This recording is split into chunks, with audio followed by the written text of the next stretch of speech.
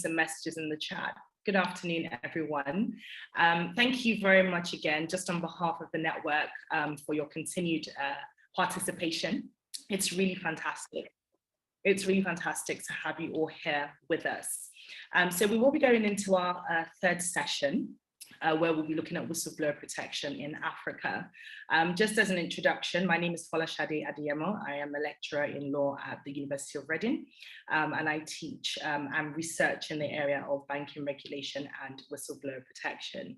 And so this area that I'm moderating today is quite dear to me because it's an area that I really enjoy researching on. I am moderating today from Lagos, so I do apologize if my network is slightly sketchy. It has been raining all morning today, so I do apologize. In the event that my internet connection goes off, one of the other conference organizers will step in and assist me. So today we have two speakers, and I'll introduce the first speaker, Mr. Joseph Antwi Boasiko. So Joseph will be presenting first.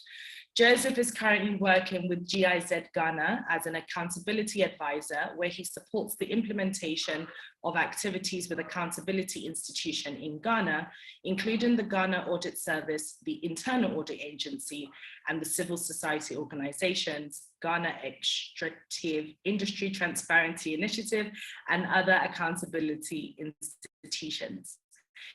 He has also worked as a research and teaching assistant in the Department of Public Administration and Health Services Management at University of Ghana, their business school. He holds a Master of Philosophy in Public Administration, is mainly focused on issues of accountability, and he has published papers on accountability institutions and how they promote public financial accountability. Some of these articles can be found in the Journal of Legislative Studies, Development in Practice, Brazilian Journal of Public Administration, International Journal of Public Administration, amongst others.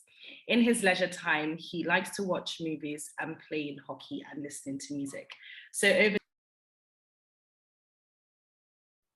Yes, and thank you very, very much, Fola. And I hope, good afternoon. I hope everybody can hear me.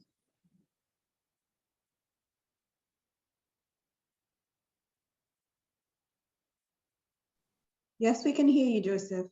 Yes, we great. Can hear you. Yes, yes. Yes, and thank you very much, Fola, for the kind introduction that you gave. So I am speaking on whistleblowing in Ghana, but I'm looking at the focus on why people refuse to blow the whistle. And I'll try as much as possible to link it to the whistleblower protection. That is the theme for this session. Yes, so we can start now.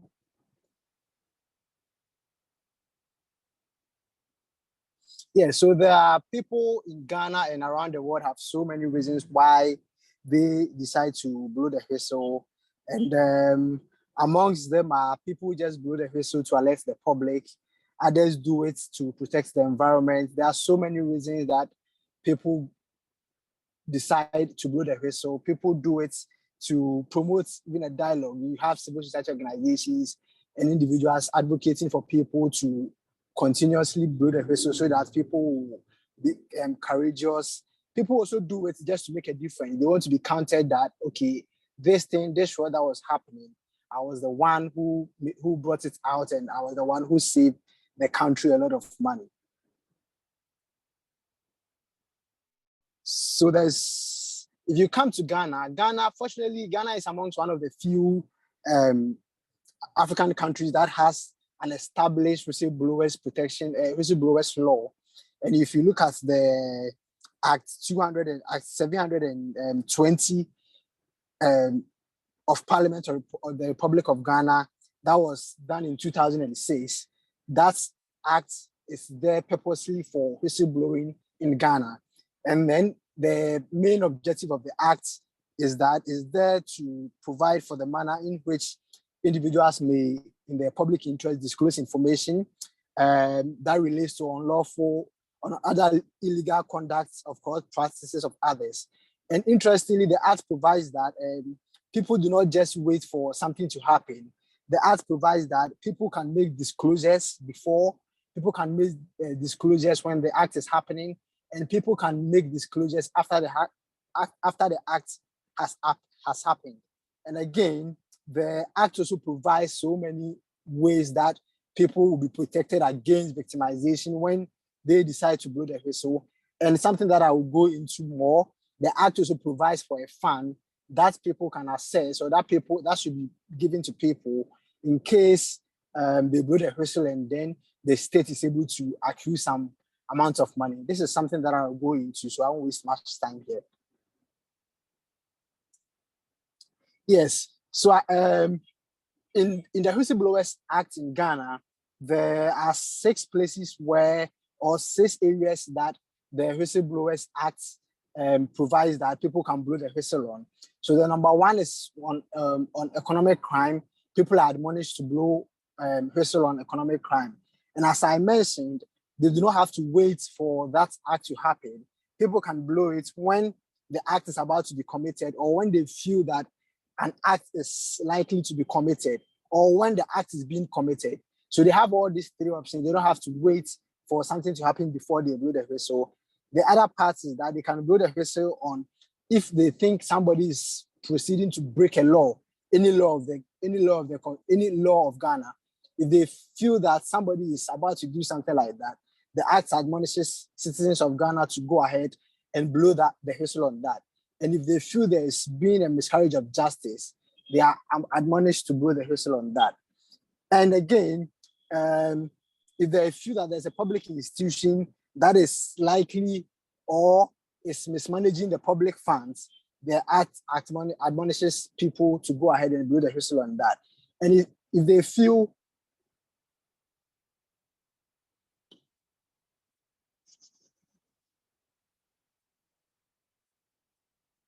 yes, and if they feel that the health and safety of people are being endangered, the people are also admonished to blow the whistle on that. Yes, so the act has made it very simple for anybody to blow the whistle. So you do not have to wait and say that I do not have access to any personality that I intend to blow the whistle to. The act has made so many provisions on the people or the institutions that somebody can blow the whistle to. It has been decentralized as much as possible that you can go ahead and blow the whistle to your family head.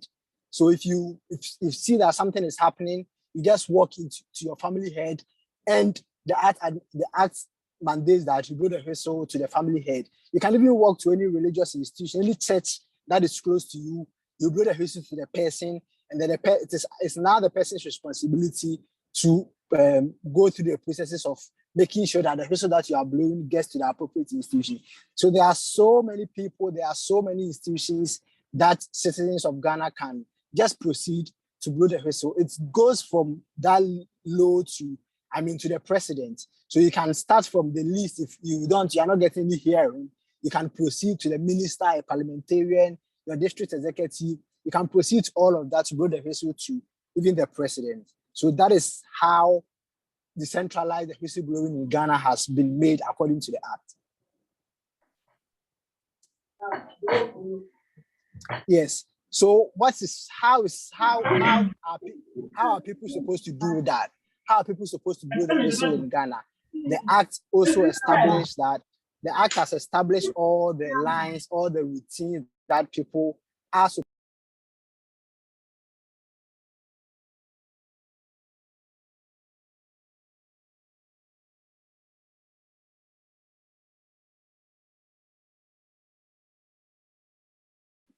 I think we've lost Joseph. Okay, I think I was on mute. Okay, we can hear you now. Yes. So I was saying that the act has established a process, an entire process where people can go ahead to blow the whistle. So I'm saying that if you can read and write, the act admonishes that you can blow the whistle in writing.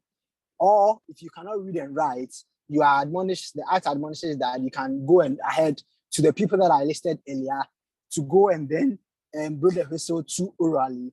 And then it is then up to them to take the necessary steps to send it to the appropriate authorities. But interestingly, talking about whistleblowers protection, in Ghana's law, I mean, by the time that the law was being established, the act says that if you blow the whistle to any of the people that I mentioned, the person is supposed to take your name, the person is supposed to take your address, and the person is supposed to take the occupation, your occupation, and put all of them in writing before submitting it to the appropriate step. And then talking about whistleblowers protection, if you are blowing the whistle and somebody is taking your name, then it is going to be a whole lot of issue. So that is where the issue is, and then that is where the other issues are. So that is number one of the deficiencies that I think I can list about the act. Number two, if you do that, then what is the next line of action? What happens is that the person is supposed to keep a receipt of the time and the place where you blew the whistle, and then that is there for the person to submit it to the Attorney General within 7 working days. And after that, the Attorney General is supposed to cause an investigation. The Attorney General is supposed to cause an investigation within 60 days. And then within the 60 days, the Attorney General is supposed to ensure that the Attorney General is supposed to ensure that he proceeds to get evidence from that. And if the Attorney General is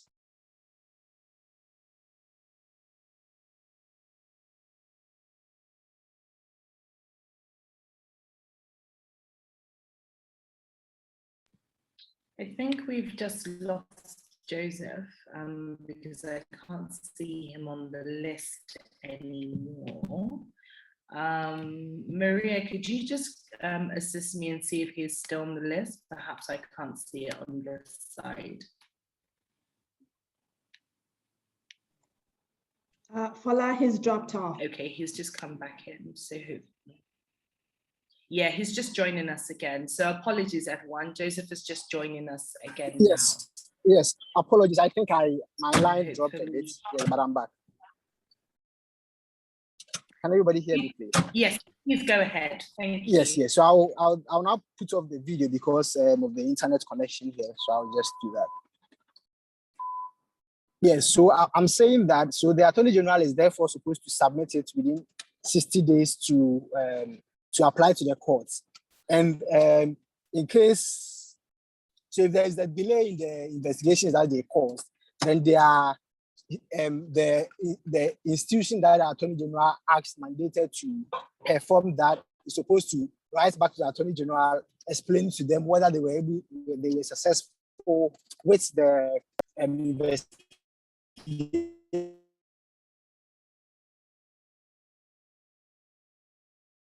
that they did, or they were not successful. They are supposed to give a report to the Attorney General.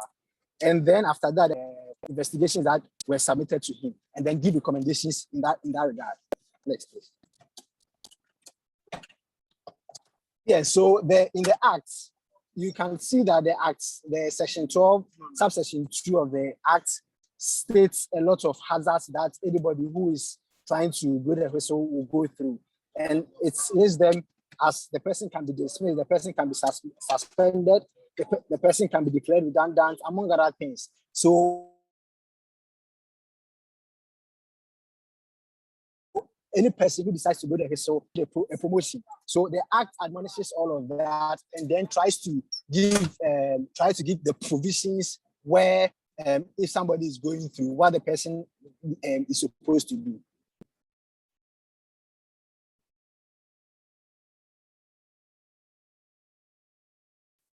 Yes, so there are so many reasons why people would decide to refuse to blow the whistle, even though there's an act. So many case studies in Ghana that pits these reasons. So I'm going to talk about former Minister of Youth and Sports,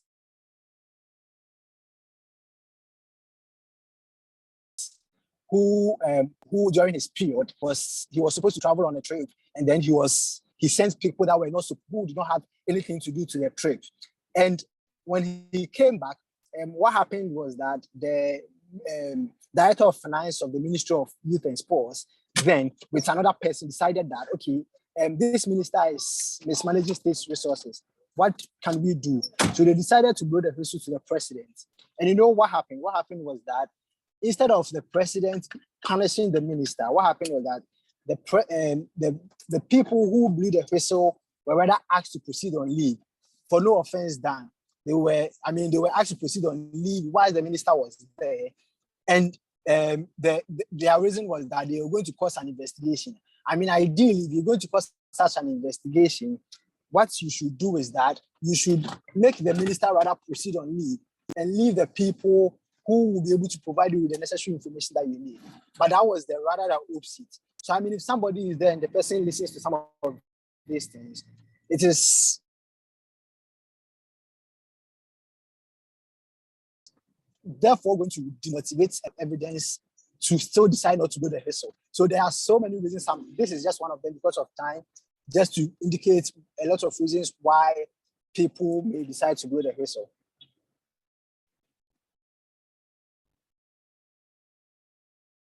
Yes, and there's this study that KPMG did, also depicting some of the reasons why people still decide to not blow the whistle, even if they have a lot of admissible evidence.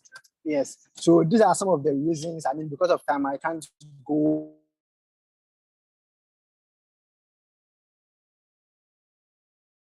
a lot deep into it. But this, if you try, I mean, it shows perfectly that people are afraid of the hazards or the victimization that come with whistleblowing. And for these reasons, people may decide not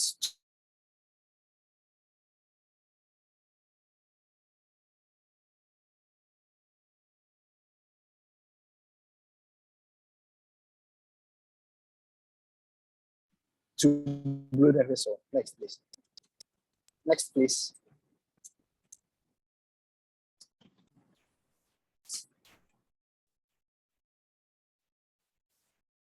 Yes, full slide, please. Full.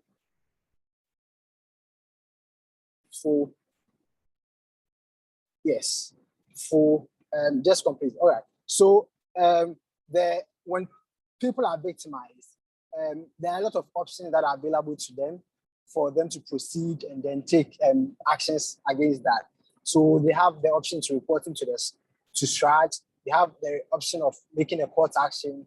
And even if you blow the whistle and then something comes out of it, the Act mandates that you are given a police protection for your family, for your friends, and family include your wife, your children, your immediate family members. And then you can also take a civil or criminal action. And if there's any suit against you, the Act is there to protect you. Next, please. So I can start rounding up.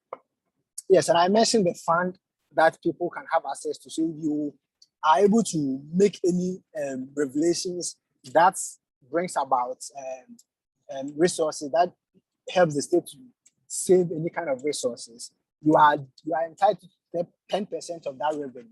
And then, I mean, this is a form to motivate people to also proceed to blow the whistle. Next, please. Next, please. So yes, what is the way forward? The way forward is that, I mean, institutions in Ghana, next please. So the way forward is that now people, with the advent of social media and other things, people are trying to appreciate the digital platforms used for whistleblowing, which, I mean, many scholars can trace it back to WikiLeaks, the advent of WikiLeaks, among other things. So that is where, I mean, Ghana is also trying to adapt things like that. Next.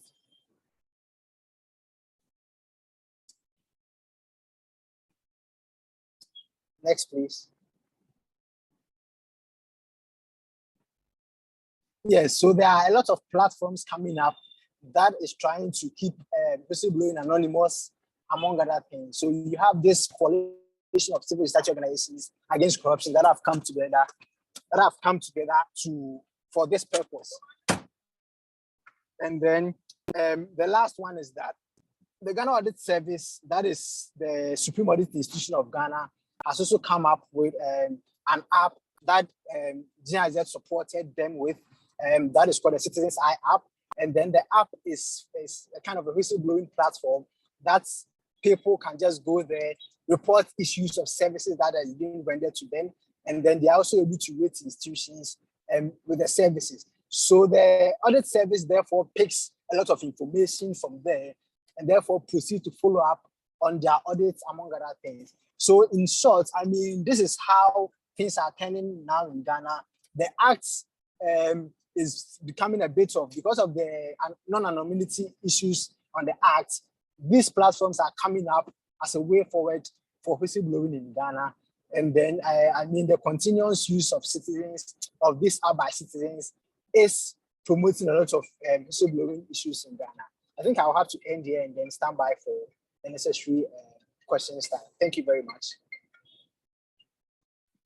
Thank you very much, Joseph, for that insightful presentation. I think one of the things that is clear is that Ghana is one of the first countries, at the very least, to actually implement some kind of act to protect whistleblowers. And I suspect that we will have some questions on that in a little while.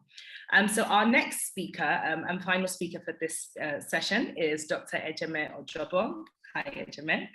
Ejime is a lecturer in law at Coventry University. Her research interest is centered around law and development in developing economies. Ejime is also interested in social legal research, in particular the interplay between legal and social institutions and how these institutions are created.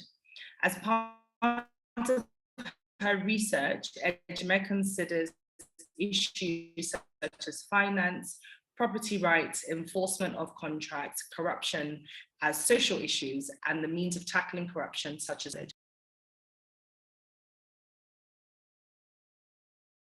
Over to you, Ejime, if you just unmute yourself, please. Thank you, Fola, for that introduction. So in this presentation, I am going to go through an overview of the current framework in Nigeria. I will also consider whether a moral duty is enough to actually encourage whistleblowers to speak up, somewhere along the lines of our previous speaker, Joseph. I will also be considering the whistleblowing stopgap policy of 2016, which was implemented in Nigeria, and I will be considering the effectiveness of that policy. After that, I will move forward to an examination of the Whistleblowing Protection Bill of 2019, which is the current bill being considered to provide statutory backing for the protection of whistleblowers in Nigeria. Next slide, please. Now, till date, Nigeria is without a whistleblowing legislation. And by the time I say without a whistleblowing legislation, I'm looking at that overall comprehensive law that offers protections to whistleblower. Now, this doesn't mean that whistleblowers are currently left without protection, but rather it is fragmented across different pieces of legislation. For example, the 1999 Constitution, and in particular, Section 39, which actually protects the freedom to impart information. Now, Section 39 of the Constitution is not particularly does not particularly reference whistleblower, but at least it does embody the spirit of whistleblowing and offers some protection for whistleblowing in Nigeria. Other than the Constitution, we also have the Independent Corrupt Practices and Other Offences Related Act, and in particular, Section 64 of the Act actually provides for the protection of the identity of whistleblowers. Now, this ICPC Act has actually been considered as the start of whistleblowing protection in Nigeria. And if you go further down into sections 63 sub 3, it actually makes punishable the act of a whistleblower perhaps given false or misleading information.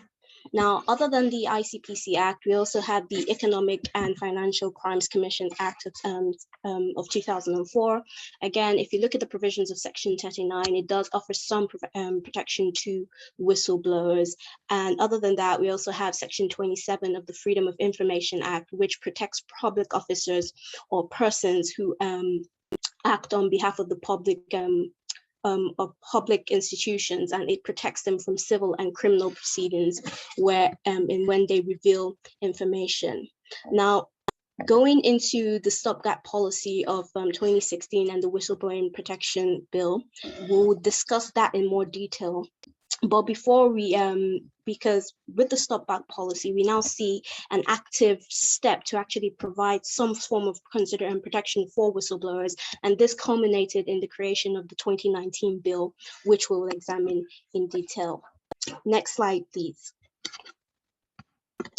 But before we examine the policy and the bill, I think it's first relevant to reflect on whether a moral duty is actually enough to actually make a whistleblower step forward or speak up when they witness wrongdoing. And perhaps this is direction that the 2016 stopgap policy and the 2019 bill actually considered, because it kind of influences or it kind of justifies the direction that the bill has taken.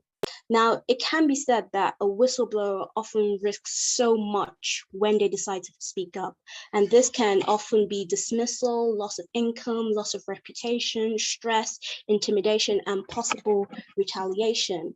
Considering that all these factors are present, it then becomes, what do they stand to gain other than the fact that, yes, they've maybe exposed corruption, they've exposed wrongdoing, but because they take on so much risk, do we now need to consider whether something more should be given to them when they speak up? Next slide, please. Now, this whistleblowing stopgap policy was actually aimed at encouraging and reporting the mismanagement and misappropriation of public funds. And it also covered issues such as corruption, collecting and soliciting of bribes, and fraud. Now, this stopgap policy, which came in December 2016, actually introduced the concept of rewarding whistleblowers where there has been a successful recovery of funds. So again, if they decide to speak up, there's some sort of reward at the end of it. For me, I think this is an interesting moral question, at least for myself and perhaps you as the audience listening into this. Perhaps we need to consider whether rewarding whistleblowers is actually the right approach, or whether do you think as an audience, as someone listening in, whether it actually creates and provokes incentives? Because while we do want the whistleblower to speak up because there is a moral obligation, they have witnessed wrongdoing, do you think that the introduction of financial reward kind of distorts that, or it doesn't really matter and the end justifies the means? At the end of the day, we're exposing corruption, we're exposing wrongdoing, and it makes the country a better place. I think I'll leave you with that question to ponder on. Perhaps I'll leave you with that question to ponder on, but next slide, please. Now, since the policy has been put in place in 2016, there has actually been several recoveries. So at this point, we're now looking at the effectiveness of the policies and of the stopgap policy, and recoveries have been made in different amounts, about £13 million, up to $378 million. Now, in terms of the communications and tips that they've received since the policy came in place, now this data is as at the last update. Now, since the policy had been created, they've received over 11,000 communications, 1,000 tips. There's definitely been some investigations, and about 600 of those have been completed, and about 12 prosecutions and 4 convictions. Now, I would add here that on the 23rd of June, the same body, that's AfriMil and Cora, who did this first survey after the stopgap policy came out, have indicated that they're conducting a new survey, because as at now, this is 5 years on since the policy came out, and they're conducting a new survey to basically assess the impact of the policy now that we're nearing the 5-year mark. Now, from what I've seen, that the policy is going to target 6 particular states, and they're going to survey about 7,000 respondents. And definitely it will involve key informants like anti-graft agencies, media, civil society, and the group, just to get their responses, their perception around whistleblowing and the impact of the policy around whistleblowing, and whether it has actually enhanced or improved the situation. I look forward to the conclusion of that report, but as of now, this is an ongoing survey that is currently happening. Next slide, please. Now, again, it's still a question of how effective has the law been so far. While we wait for the report of the survey, some things we can definitely consider so far, some things we have definitely seen since more whistleblowers have actually stepped forward, is that there has been little or no protection towards reprisals from when they do speak up. And I have two cases in mind. First, the case of Aliyu Ibrahim, who reported contract fraud within his organization and was fired. Now, as at the last update in terms of his situation, he was still fighting for reinstatement after being fired for speaking up about whistleblowing. Then we also have the situation of Intia Thompson, who was fired for reporting the misappropriation of funds of over $200,000 in his organization. Now, Thompson's situation is interesting because while he did fight the case, he was reinstated. And after he was reinstated, he now suffered victimization within his organization. The victimization was so bad that Thompson himself now had to be moved to another department, even though within the company. So again, we're seeing, yes, there may be some rewards to whistleblower, for whistleblowers, but in terms of the protection after they whistleblow, I think the legislation or the law or the policy does not actually serve to create that protection. Now, another thing we can say in terms of the effectiveness of the policy and the current legislation in place is when it comes to payment. Now, when the policy first came out, in the initial stages, there were a few hiccups around actually paying the whistleblowers because the policy actually set the threshold as to the reward very high. It depended, I think, 2.5% if it's under $1 billion naira, and over 5% if it's less, if it's more than. And it turned out in some situations where the money they had recovered was so large, the reward going to the whistleblower was so large in itself. And there was actually a situation where they felt that one particular whistleblower who was supposed to receive his reward would not be able to effectively manage it. But I think these were the initial hiccups at the start of the policy, but some of these issues have been corrected. But I think the messaging needs to be quite clear that if you've provided valuable information, credible information that actually leads to the recovery of funds, you will be paid your money. So the messaging around payment actually needs to be very clear, just to give that effectiveness to the policy. Next slide, please. Now, closing the gap. Now, this is where we now go into the whistleblowing protection bill, which now seeks to provide that comprehensive legislation and give statutory backing to the stopgap policy and the idea that whistleblowers should be compensated where they provide credible information. Now, on first reading of the bill, a review of it already shows that it actually does not cover for the protection of whistleblowers' identity. Now, we can make the argument that this is already covered under the IPC Act, where we looked at section 64, which already said the whistleblower's identity should be protected. But I mean, if you're going into creating a legislation which should be specifically for whistleblower protection, then you need to make it as comprehensive as possible. So I think an addition of that protection of identity into the bill is very relevant if we're looking at this statute, if we're going to look at this bill as the ultimate protection for whistleblowers in the country. Now, again, a good feature of the bill is that it actually now extends the scope of the stopgap policy, because if you look at the stopgap policy was more concerned with people blowing the whistle within the public sector. Now, the bill now extends this to the private sector again. So we're now looking at the extension of whistleblowing protection to those in the private sector, giving them the ability to speak up. Now, when it comes to whistleblowing protection, a person is protected as long as making disclosure, they reasonably believe that the information that they have given is true at the time.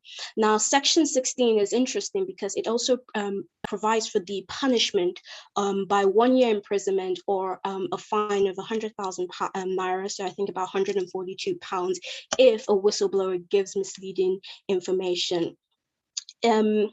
It's also interesting to note that Section 424 of this Act now punishes or does not remove liability from anyone who has been involved in the corrupt practice and decides to whistleblow. Again, it's an interesting section, at least to me it is an interesting section in the sense that sometimes you often find that people who have actually been involved, perhaps through a relationship, through work colleagues, or they basically have access to the most credible information. Now, with the inclusion of Section 24 saying that yet once you're involved in the whistleblowing, even if you choose to speak up, you will still be held accountable for your action. I often wonder whether it actually will now serve as a barrier to people speaking up, or people who've realized their wrongdoing coming forward. But I can see that it's a very morally gray area because I mean, they were part of it. So why should they escape liability because they've kind of just realized what they've done is wrong and they will not want to blow the whistle? But I don't know whether the inclusion of that section at this stage would be a good thing or a bad thing. Now, some improvements that the bill has actually taken into consideration, perhaps, again, this is a pure speculation on my part, perhaps because true of the Intia Thompson situation or the Aliyu Ibrahim situation, is that it now offers protection for whistleblowers in terms of victimization. And you can see this protection under Section 18 of the new bill. And again, it says where there has been victimization, the whistleblower is protected from reprisal, and the person who has victimized the whistleblower would be liable for 2 years imprisonment or 3,000 Naira fine. So again, we're seeing where it takes a bit more seriously that victimization and offering a further protection to whistleblower. Another interesting thing about the bill is that under the provisions of it, it actually provides that a whistleblower can actually seek police protection and they would be entitled to police protection. So I'm guessing they are envisioning the idea that, okay, this may be a sensitive political issue, perhaps maybe a whistleblower is coming forward to speak on maybe some political matter. And they're saying, well, if it's perhaps it's that kind of situation, you would be entitled to police protection while the case is investigated, while the conduct is going. So I think that's a very good and interesting section. Now, in terms of what the bill perhaps lacks again, is under Section 4 of the bill, it only provides for external mechanisms to actually report whistleblowing. And again, to keep things more balanced, I think that internal mechanisms are also essential when it comes to whistleblowing protection, rather than having to go outside the organization, go out, perhaps a provision that actually includes internal mechanisms, maybe appointing someone within the organization, making it a requirement to appoint someone within the organization, public or private, to receive whistleblowing complaints, so that easy communication would be there. Now, overall, I think if this bill is finally implemented, it would be a great addition. It would be a great contributor to the drive forward for whistleblowing protection in Nigeria. But the bill itself, it's still not without its issues. Now, one final point that I would note is that this bill has been going on since 2019. And quite frankly, if we are to take the government seriously as to their interest in fighting corruption and actually protecting whistleblowers, I would assume that there should be more of a rush to actually implement this, because this has been hanging on for such a long time. I can only speculate as to why there has been delay in the implementation of the bill, but overall, I do not think it's a good look, considering the Stopgap policy came out in 2016. This bill came out 3 years after, and it's been hanging on for 2 years. But overall, there are positive things coming out from Nigeria in terms of the overall protection of whistleblowers. Thank you. Thank you very much, Ejema. So hopefully you guys can see me again. My sketchy internet, I must apologize. Thank you very much for a really insightful presentation. We've had, I think we're actually doing quite well for time, so we'll probably be able to take quite a few questions. And we've had a number of questions and comments. Joseph, if I can start with you first. So we have a question here for you, Joseph. Is there not a significant risk of hacking with digital whistleblowing? Joseph? Yes, and thank you very much for the question. I mean, there are so many risks when it comes to that. Starting from the WikiLeaks that I even mentioned. I mean, and tracing it down to a lot of things that are happening around, and especially in Ghana. There are so many associated risks that comes with that.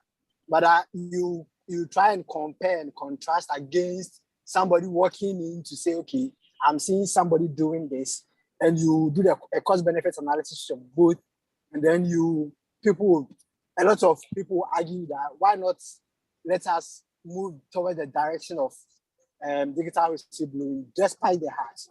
So for the hacks, there are so many risks that comes with that, but I think it is a little bit minimized than the work into blow the whistle.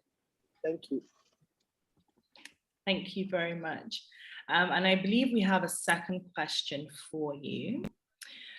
Also, you have said that a key factor in employees not partaking in whistleblowing is their perception and distrust in that no action will be taken about their report. Can digital whistleblowing overcome this?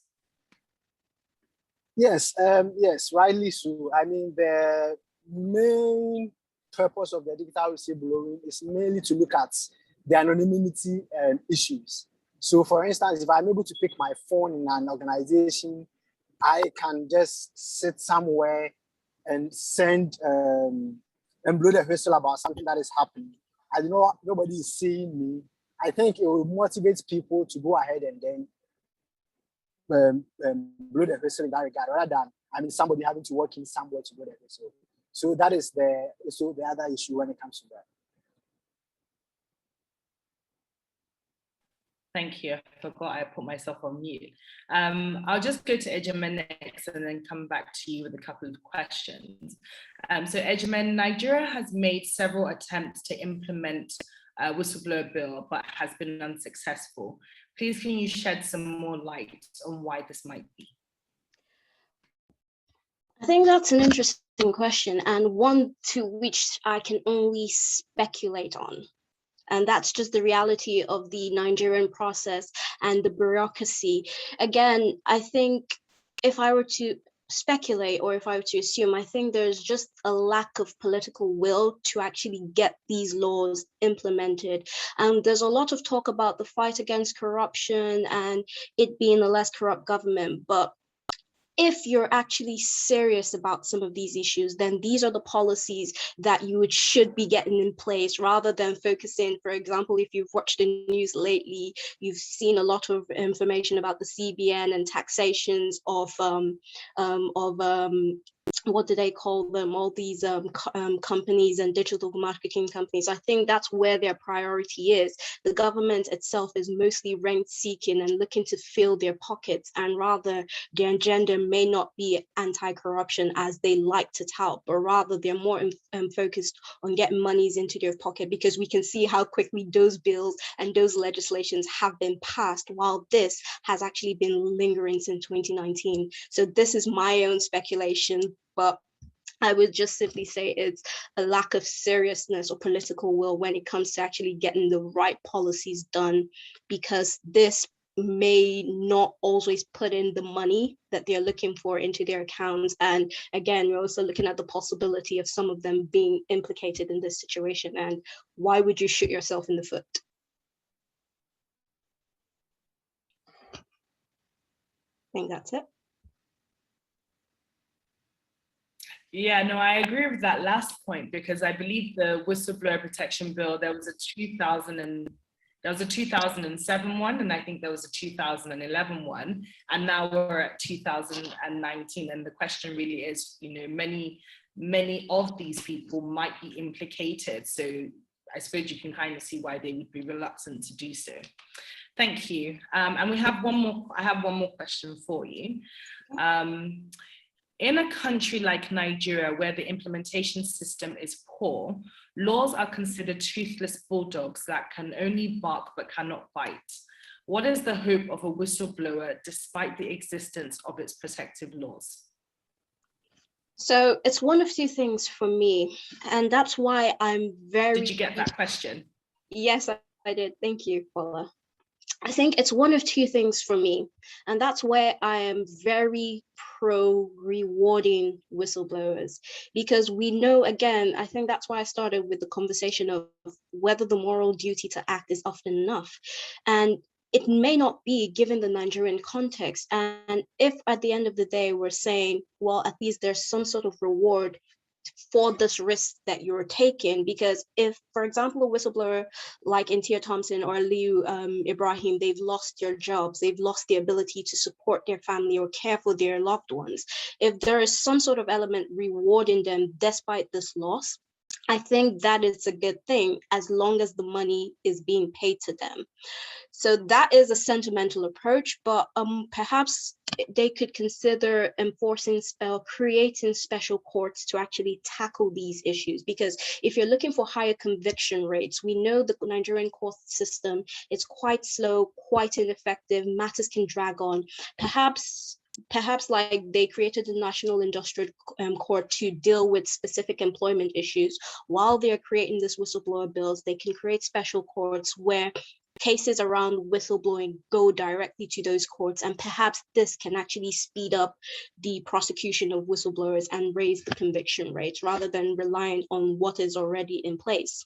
Some would argue that, again, this is kind of duplicating the systems, and we already have enough of that, or already have an issue with that in Nigeria. But personally, I think it's one of the two options. Happy to stick with the rewards, but if you're looking for better conviction rates, you need to create a special court where these matters go directly to. These are not being considered elsewhere. And on the part of the government, I think it will show some sign of seriousness. Thank you. Fantastic, thank you. I think I agree with the idea of a specialist court.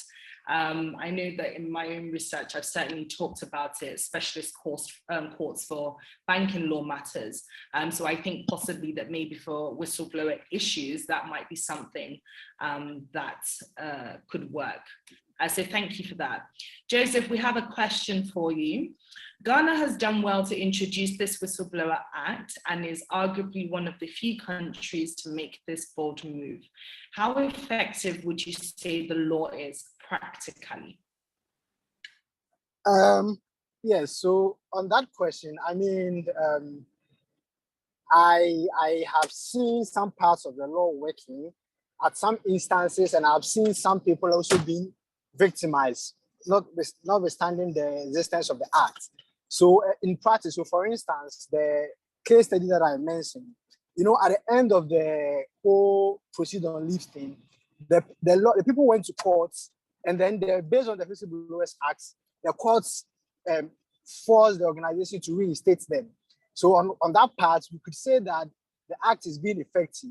But then on the other parts, and there are a lot of people, other case studies, people who've lost their jobs, people who are victimized, among other things. So, I mean, in practice, I could say some parts of the law is working, other parts of the law, you can't say much about it. So let me say 50-50.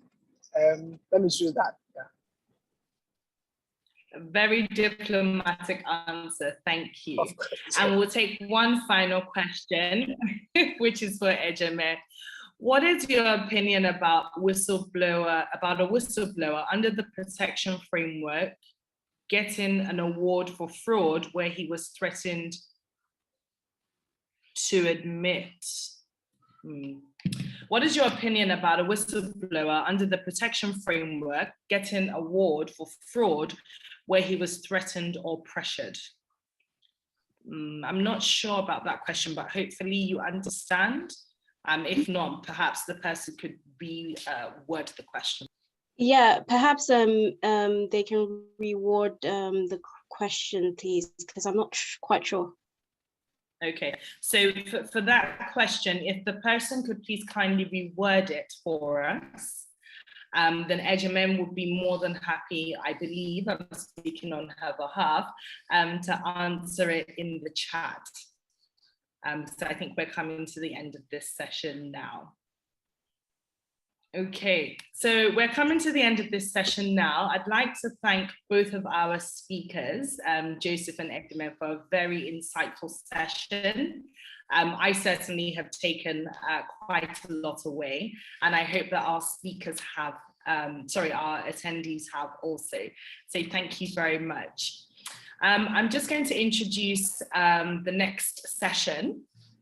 We have Professor Ricardo Suarez de Olivier, who's going to moderate this session for us. Before I introduce him, can I just confirm if you could just unmute and just let me know that you're around? Yes, hello, I'm around. Can you hear me? Okay, fantastic. So I'm just going to introduce him, then I'll hand over to you. Okay, so Ricardo Suarez de Olivier is a professor of the International Politics of Africa at the Department of Politics and International Relations, University of Oxford.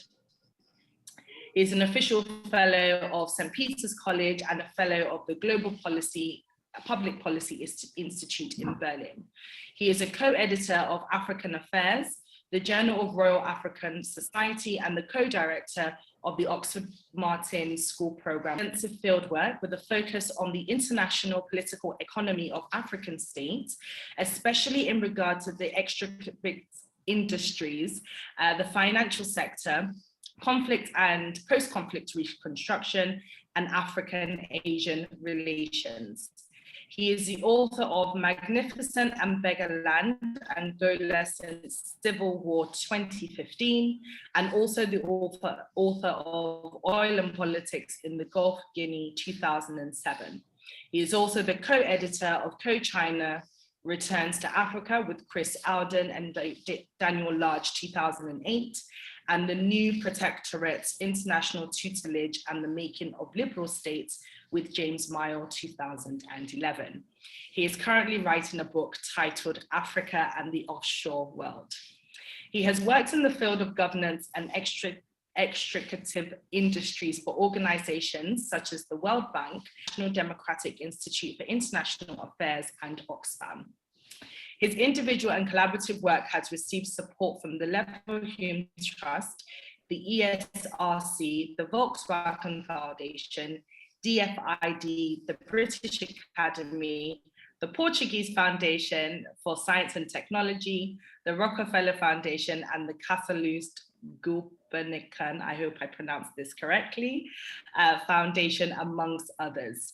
He has been a visiting professor at Sciences Po in Paris, a research fellow at the University of Cambridge, a public policy scholar at the Woodrow Wilson Center in Washington, DC, and a visiting fellow at Yale University. Even I'm intimidated by this bio. So Ricardo, if I can.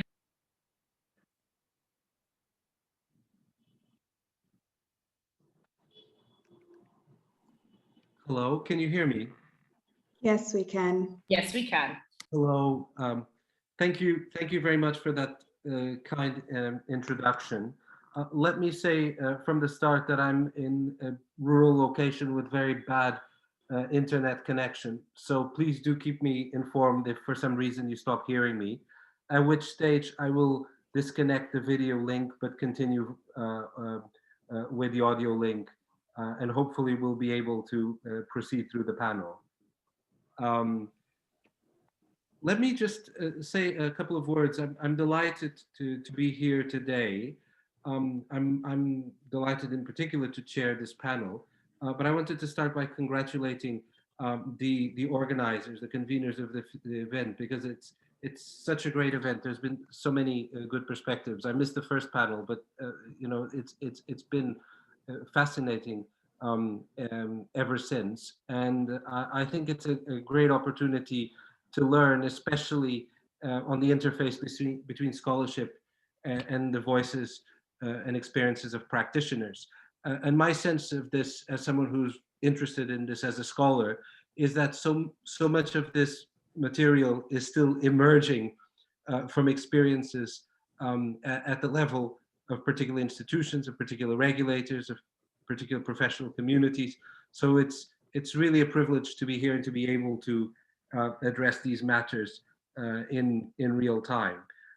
So without further ado, I'll proceed to introduce this panel and also the speakers. I have a tab here saying the internet connection is unstable. I just wanted to confirm that you can hear me. Yes, we can still hear you. And if you would prefer, you could turn off your camera. It's probably best. It's probably best. I'll do that. Okay, thank I you. think at this stage you can hear me better. Yes, we can. Well, as I was about to say, welcome everyone to session 4 on digital finance and economic crime. As the subtitle of the panel entails, it's a new era full of sometimes dizzying innovation, but the old vulnerabilities, technical, regulatory, etc., are here. They perhaps matter more than ever in the context of so many new arenas. We have fascinating papers that will look at matters verging from money laundering to derivatives, regulation to cryptocurrency.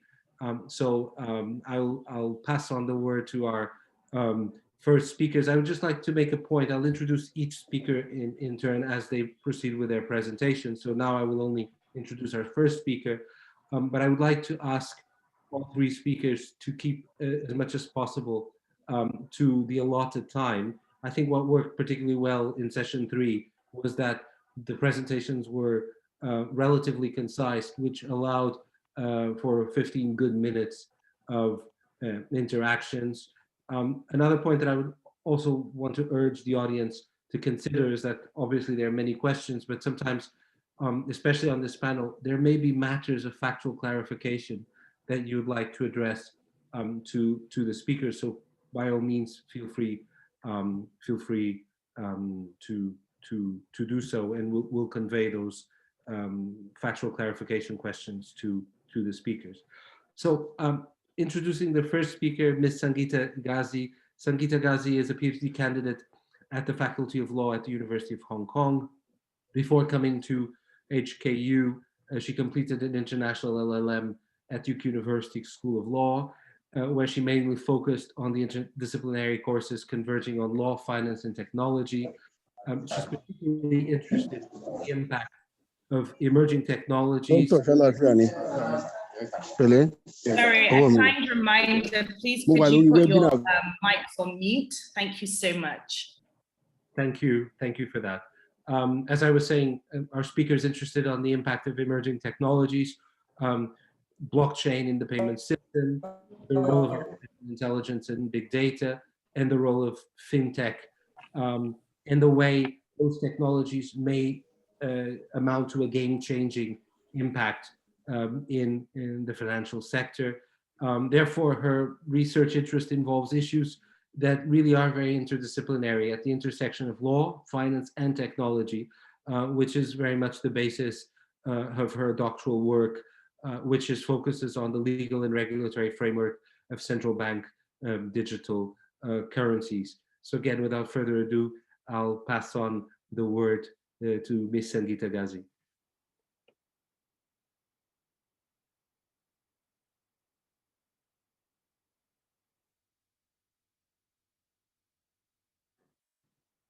Hello? I'd like to confirm our speaker is with us. Can you hear me? Yes, yes. Okay, can you see me? We can see you and we can see your PowerPoint. So okay. we're all set. Okay, great. Thank you so much for the introduction, and thanks to the organizers for inviting me to this inaugural conference. As we have seen, the proliferation of the decentralized finance and the integration of technology in the financial sector are giving birth to innovative and new financial products.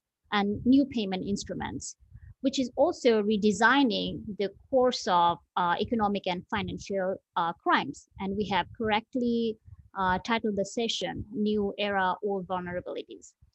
However, with all these new changes and moderation, we often overlook the vulnerability of the emerging or developing economies. To give a brief example, I was working closely with the Bangladesh law enforcement officials when the cyber hit that the cyber hit of Central Bank of Bangladesh took place, in which incident the hackers stole some $81 million from the central banks. While there were like many reasons, the many reasons, underlying reasons, the fragility in the system or the use of like old-fashioned legacy system were to be blamed predominantly. Such vulnerabilities of emerging economies will not be cured overnight. So as we embrace decentralized finance and digital currencies, it will also need like relevant discussions, adoption of international framework, as well as like domestic regulation to enforce and combat economic and financial crimes. So it's great to see that as a session topic. So to begin with, if cryptocurrency is a money laundering vehicle or not, I would like to briefly define what money laundering is and what are the 3 stages of a typical money laundering scheme. So the definition of money laundering can be found like in different international regulation or international conventions. I would like to quote the Financial Crimes Enforcement Network of the United States, the way they define the concept of a crime of money laundering. They say that money laundering is basically disguising financial assets so they can be used without detection of the illegal activity that produced them. Through money laundering, the criminal transforms the monetary proceeds derived from the criminal activities into funds with an apparently legal source. This process has like devastating social and economic consequences, as money laundering is often used by criminals such as drug dealers, terrorists, or armed dealers, and other criminals to operate and expand their criminal enterprises. And developing countries can be particularly vulnerable to the crime of money laundering because it directly impacts the financial institutions, which are crucial for economic growth. It promotes crime and corruption within the institution. It reduces the efficiency of the real economy, decrease tax revenues, which can seriously jeopardize the growth of a country. So in order to prevent the widespread negative effects of money laundering and other financial crimes, there are some international framework in place, such as Financial Action Task Force has laid down some 40 plus recommendations, which almost all financial institutions, traditional banking institutions, are required to comply with across various jurisdictions. So moving on to the stages of a typical money laundering scheme, it has like 3 major steps. The first is called placement, which is collecting dirty money and placing them in a traditional financial system. The second stage is called layering, which is also known as structuring, and it is the most complicated process, which entails international movements of capital. During this stage, for example, the money launderers may begin to move funds electronically from one country to another country, place them in different financial institutions, or may start investing, investing in different schemes, and that's how they start eluding the detection. And during this process, they constantly move the funds from one place to another, And sometimes they take advantage of the discrepancies or lack of regulation or delays of judicial or police cooperation. The final stage is integration. It's basically the returning of the proceeds to the criminal or the perpetrator himself. So, and what appeared to come from a legitimate source, having been placed initially as cash or layered through a number of financial transactions, the criminal proceeds are now like fully integrated into the financial system and can be used for any purpose. So why the concept of crypto laundering is relevant in the discourse of cryptocurrency, money laundering. When we discuss about cryptocurrency markets such as Bitcoin, one thing we find like pretty common, the scandals and the scams and frauds and cyber theft. Now, all this can be individual crimes and can be punished or enforced under the relevant laws and regulations. But the proceeds of this crime can be used for money laundering, and that's how you can actually undermine the integrity of the financial institutions.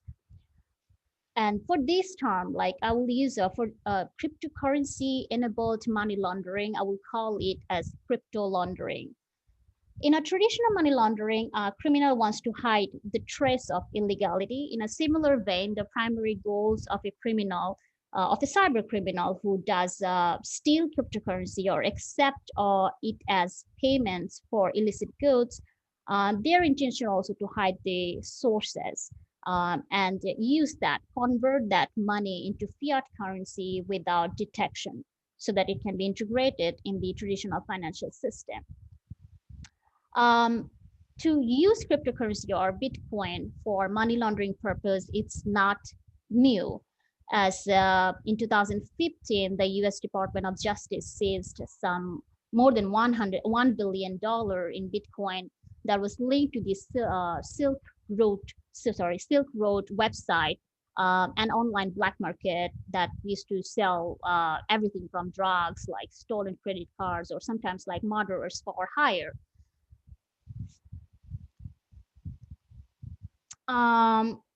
That basically like leads to the question, like who are the parties that involved in crypto laundering?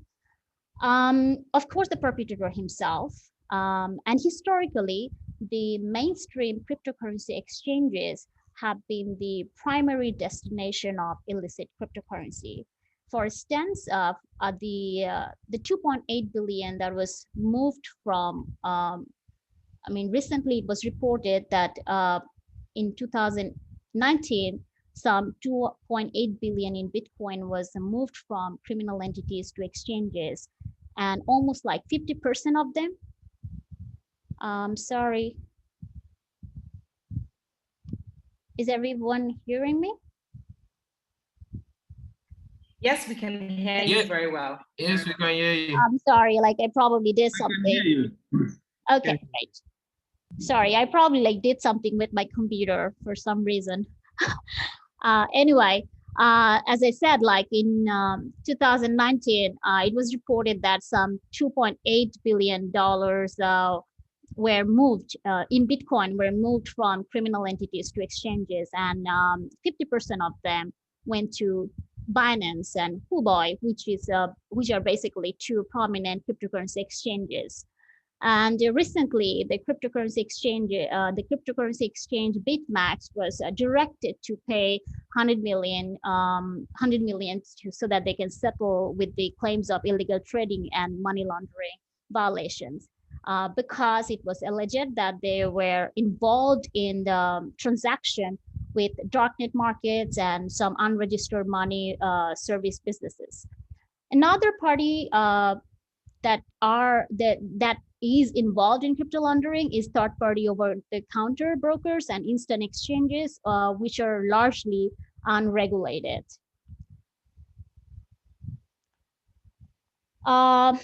So this is the image I took from the Chainalysis Crypto Crime Report of 2021, which shows the destination of all cryptocurrency sent from like different illicit addresses. This is the monthly breakdown from like January 2017 to December of 2020.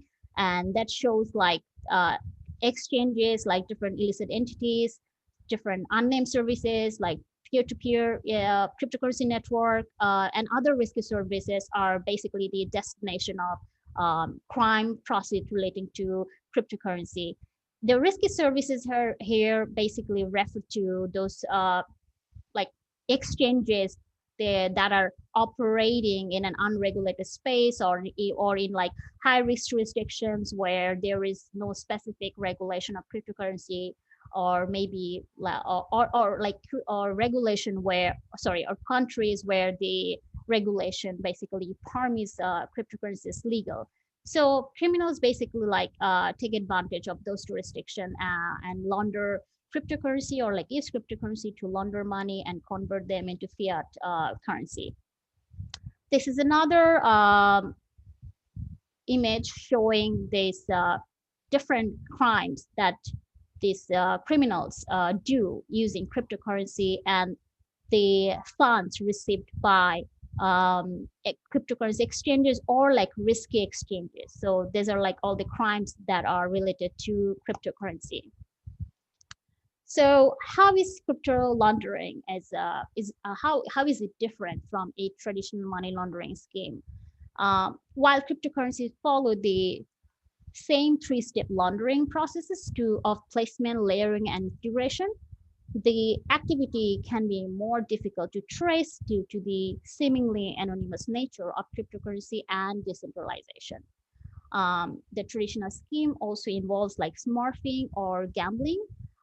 However, more advanced methods such as mixtures and tumblers or utilizing shady cryptocurrency exchanges are also used to disguise this flow of illicit funds. There are also like a rapid increase of different asset classes involving digital coins or digital currency, which can be termed like which has like different kind of names, like initial coin offerings, Bitcoin futures, or which is a kind of a derivative product. Nowadays, we have this trend of like non-fungible tokens. And there's also another asset class, which is very emerging, which is called semi-fungible tokens. So basically all these like new asset classes are creating different avenues, different outlets for laundering money. It's not like it's not like evident as of now that there's no like a real-time data that they are using this, but if you can like track this, if you can see all these like assets pose different kind of threats and different kind of risk, which can be utilized or exploited by the criminals to launder money. So this brings to the next.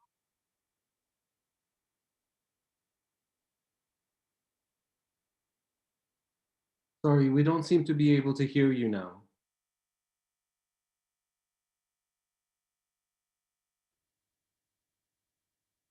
Can you hear me now? Yes. Sorry, like what was the last thing you heard me saying? We just missed the last sentence or two. Okay, so as I said, like this, the trend of this new digital asset class, they pose different kind of risk. They are being used as like outlets of crime, outlets of criminal, different kind of financial crimes and money laundering. And although there is no real-time data, however, because of the risk, we can potentially assume that this can be used for money laundering or other kinds of economic crimes. So this brings to the next slide, like the susceptibility of this cryptocurrency to laundering. We have all known that there's like some sort of like anonymity feature, which is not fully anonymous, but we call it like pseudo anonymity feature, related to pseudo anonymity feature are like associated with cryptocurrency. And because of these like features of pseudo anonymity, there is a certain extent of difficulties to follow the usual procedures of follow the money, as we all know the concept we apply in money laundering. Also, the crime itself involves a sophisticated understanding of blockchain and or decentralized distributed ledger technology. So because of that, it's difficult for the law enforcement agencies to track the money from one digital wallet to another digital wallet. And due to this lack of expertise and skill of law enforcement agencies, especially in developing countries, the cryptocurrency as a whole pose a new kinds of threat to emerging economies. The currencies are always like being used across the dark web and it's difficult to trace. There is a lack of proper regulation, especially in addressing the regulation of the risky cryptocurrency exchanges. The use of like peer-to-peer crypto networks and sometimes crypto ATM to launder crypto ATM to launder cryptocurrencies and then convert them into fiat money makes it difficult to trace the fund. And because of the use of this DLT or blockchain technology, the transaction is basically borderless. It's fast, and there is often no intermediation of traditional financial institutions. So apparently there is no track of funds. And overall, there is a fragility in the security system, making it more vulnerable to cyber theft and scams and other sorts of like economic crimes.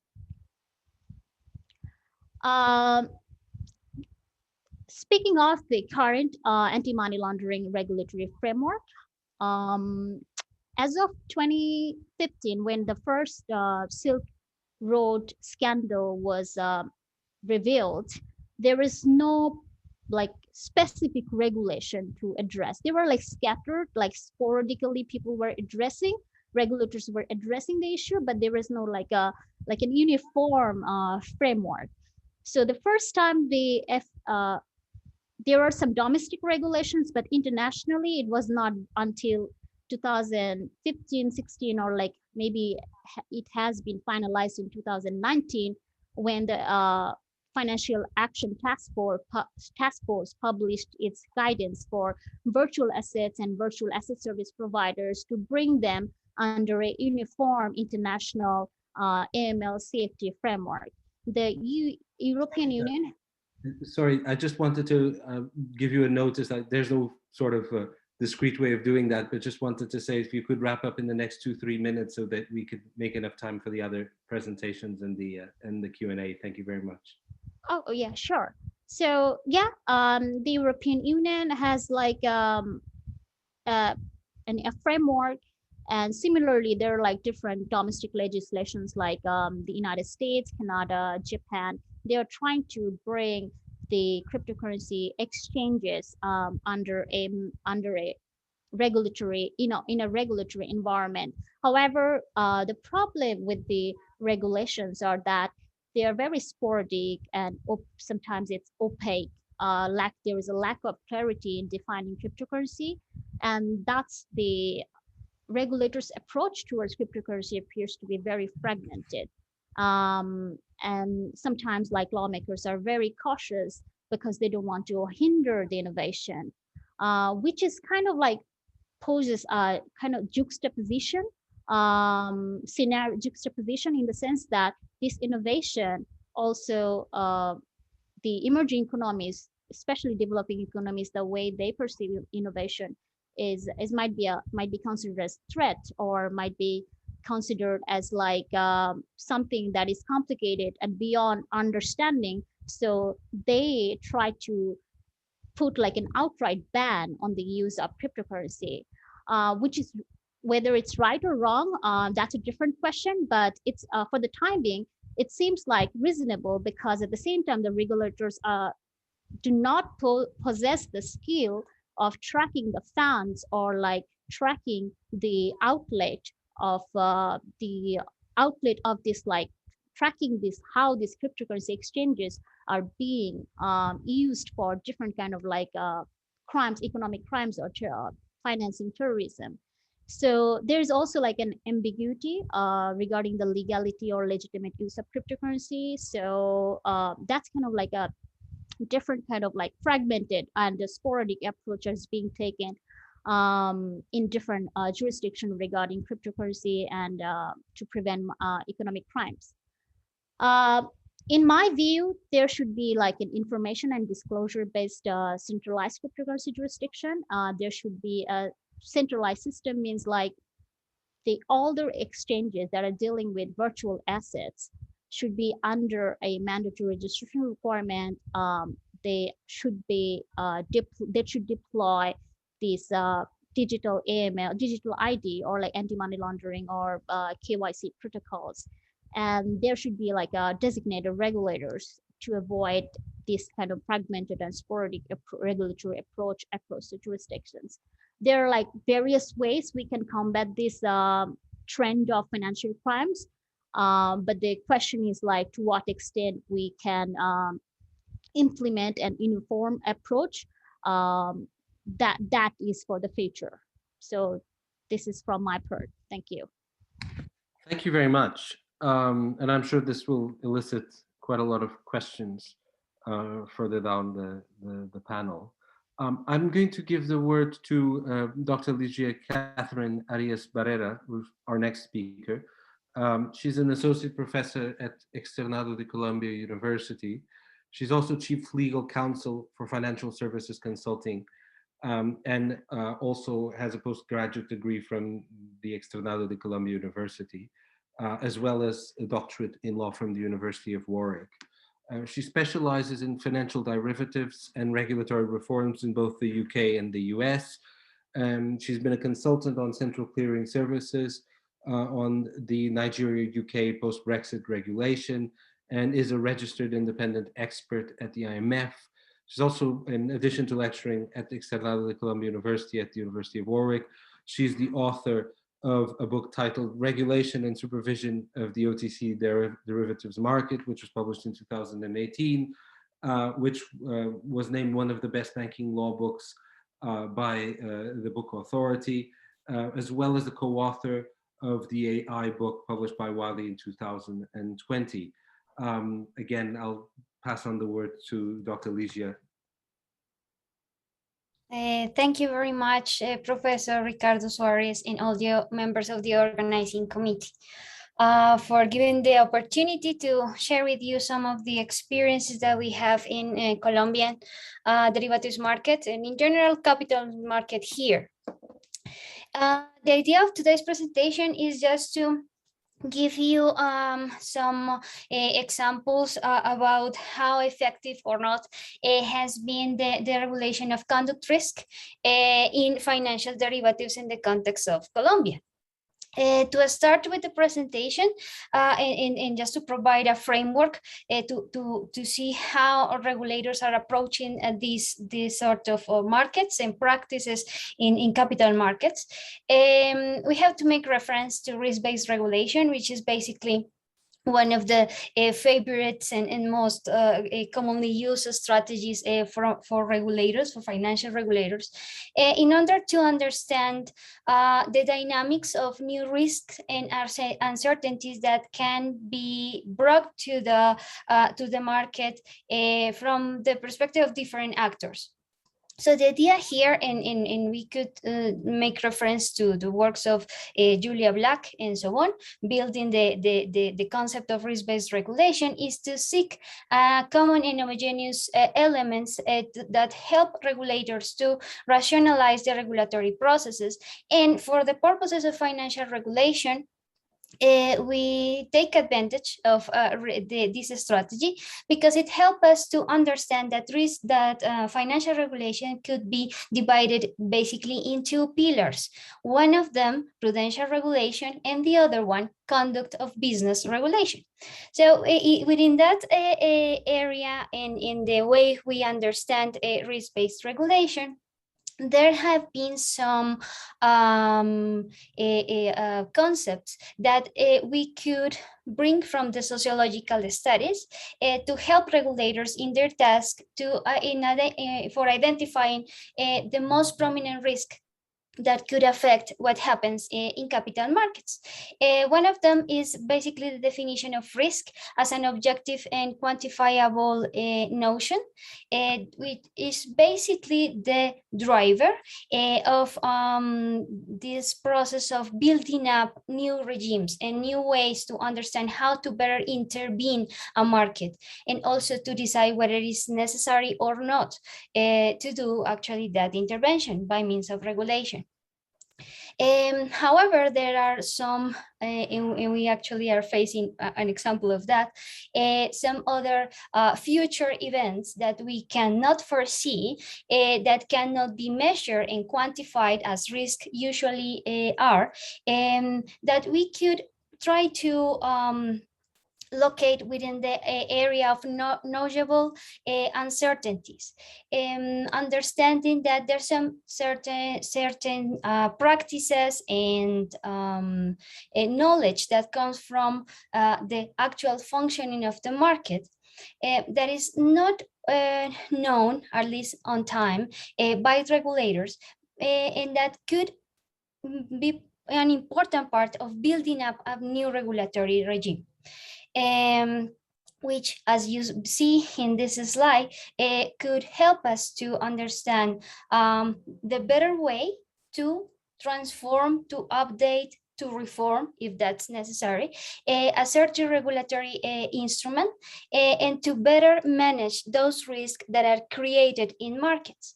In the process of designing this risk-based approach, there's a need to take into consideration different perceptions of risk.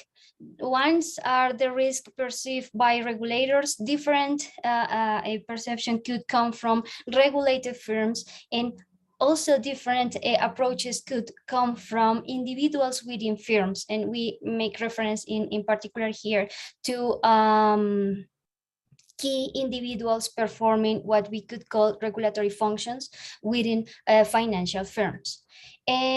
Those perceptions of risk should include the debate on the elements of what risk and uncertainties actually are, how to control these future events, how to better manage them, how to integrate those internal control systems that all financial institutions have with the regulatory objectives in a way of building an enforceable cooperation between self-regulatory instruments and the approach of regulatory agencies, state regulatory agencies.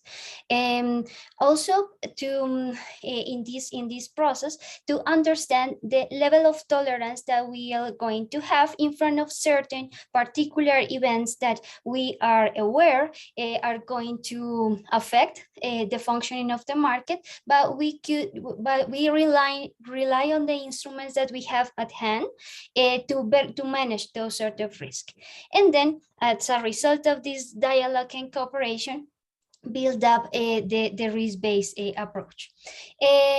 Bringing all these concepts to the particular case of Colombian capital markets, what I want to show you is the few but good advances that we have in terms of regulated conduct by integrating state regulation and self-regulatory instruments and tools. Colombian capital markets, the history, has been marked by reliance on directed and controlled self-regulation models.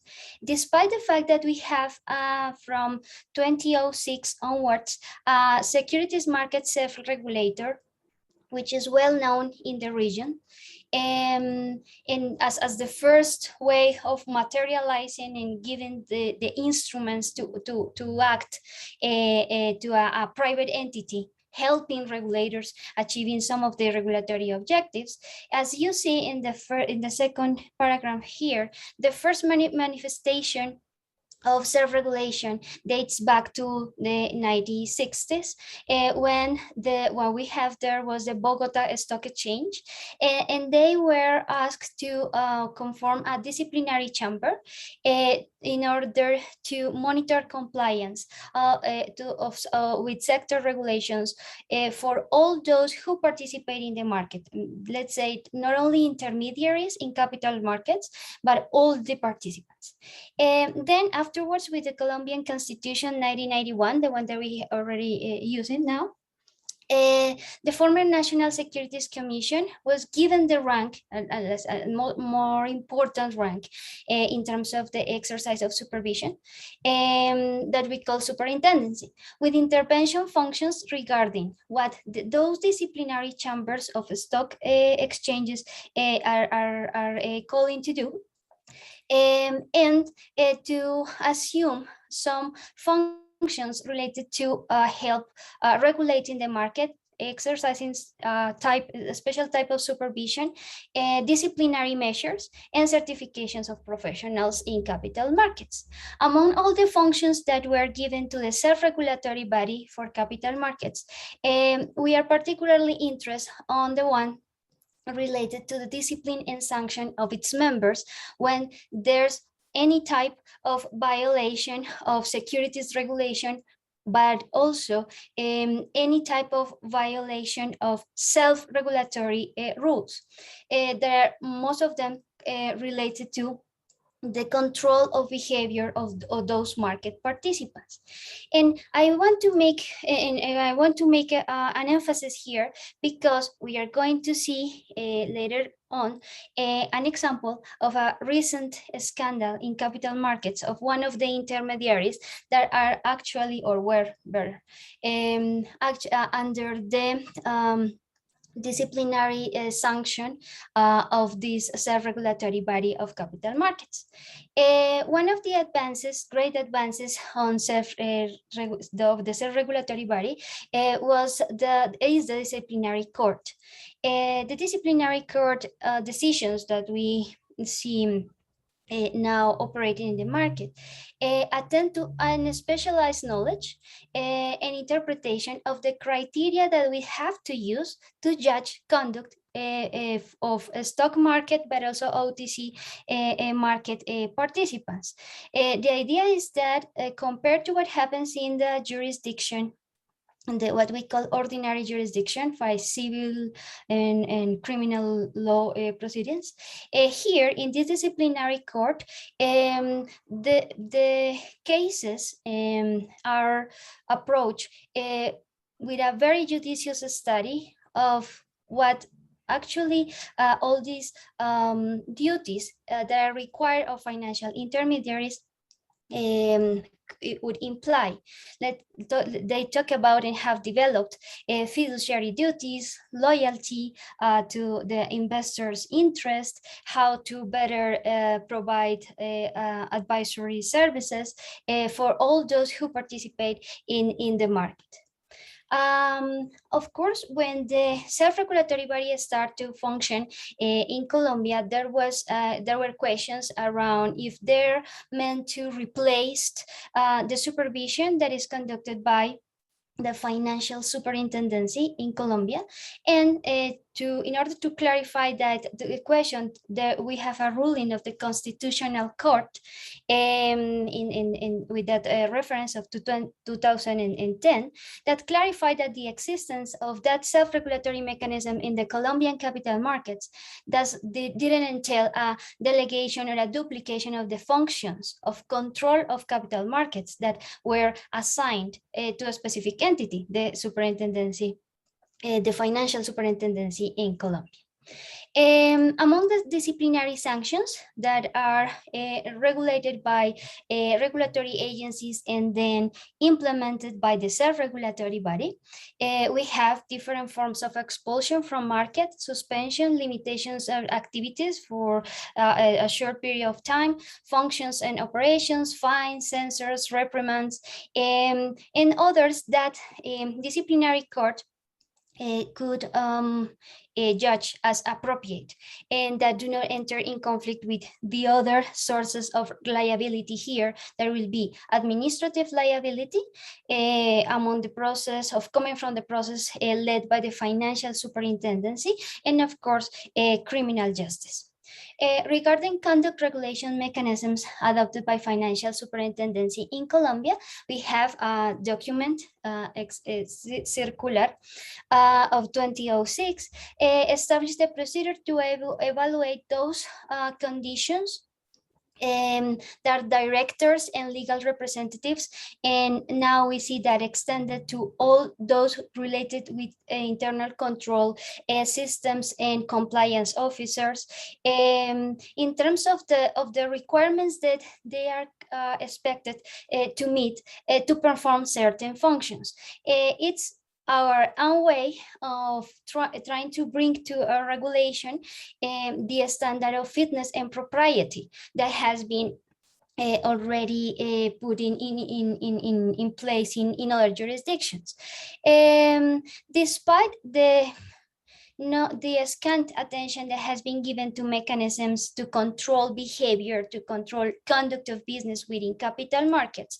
During last year and the beginning of 2021, the Financial Superintendency issued a guidance in terms of, and seeking, of course, the process of dialogue with market participants in academia and all those who might be interested in giving their opinions.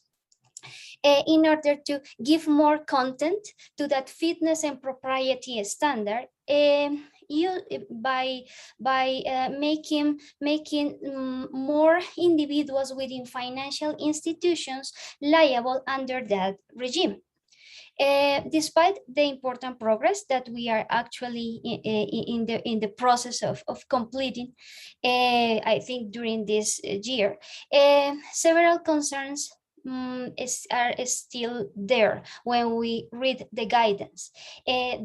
Basically, we make reference to those related to the enforcement mechanisms that will be used in the event, for example, a director breaches a rule of conduct that comes from self-regulatory instruments. It is not clear whether the Financial Superintendency is going to expand somehow their mandate, its mandate, to cover and to be able to sanction any sort of these violations, and how that regime would actually function. We bring this idea of how Colombian regulators have decided to approach conduct of risk, because one of the markets within the world of capital markets, one of the sub-markets that probably creates some concerns and a lot of questions around certain practices that could be judged as dangerous or risky are financial derivatives. Financial derivatives, just to give you the very basic notions around this market, are securities in most jurisdictions. Colombia is one of them. Financial contracts whose value is derived or comes from the performance of an underlying asset. So basically, at the beginning of our financial contract, we do not know exactly the value and the price of our contract. We only will find out this price depending on what happens from now to the future event with that underlying assets. And there are many different types of underlying assets that you can see here. Another concept that is common to all these financial derivatives is the idea of notional and principal amount, which is the reference value that we will use to calculate the obligations of both counterparties. Among the functions of financial derivatives that we could identify in a market that actually has different contracts that have no similarities among them, different from the ones that come from the notion and this the concept and the notional amount, and that's why it is difficult to try to regulate in just one specific way all financial derivatives contracts. But we could agree that the functions that usually financial derivatives are expected to do are referring to hedging, mainly is hedging is the most legitimate functions on financial derivatives, help us to protect our company, our enterprise from volatility from the default of our counterparties. They also serve this function of financing mechanisms. And one of that I want you to focus in particular is one function that is a challenge for all regulators anywhere in the world, which is a speculation. And a speculation is not per se considered illegal, but regulators tend to be really concerned when they identify institutions that tend to enter in transactions that have purely a speculative a function or intention. Then we have, in general terms, that a speculation or that practice show us that there's no real interest in protecting ourselves from certain risk, but instead we want to study the market, foresee in advance, know or anticipate market movements, and then being able to obtain profits from those movements. This practice that is well known in financial derivatives extends in other parts of capital markets. And that was particularly the case of Interbolsa. Interbolsa was an intermediary of the market, on the stock market, and they defaulted, as you see here. Interbolsa defaulted in an intraday payment of 20,000 million Colombian pesos to an obligation, a line of credit they had with BBVA Bank. As a reaction, in this fear of liquidity crisis in the market, the Financial Superintendency issued a resolution, basically taking the mission of taking immediate possession of the assets, business, and all the other ways of participating in the market that Interbolsa had by that time. It was the end of the second semester of 2012. There was what was the core problem with Interbolsa strategy and why they end up defaulting their obligations.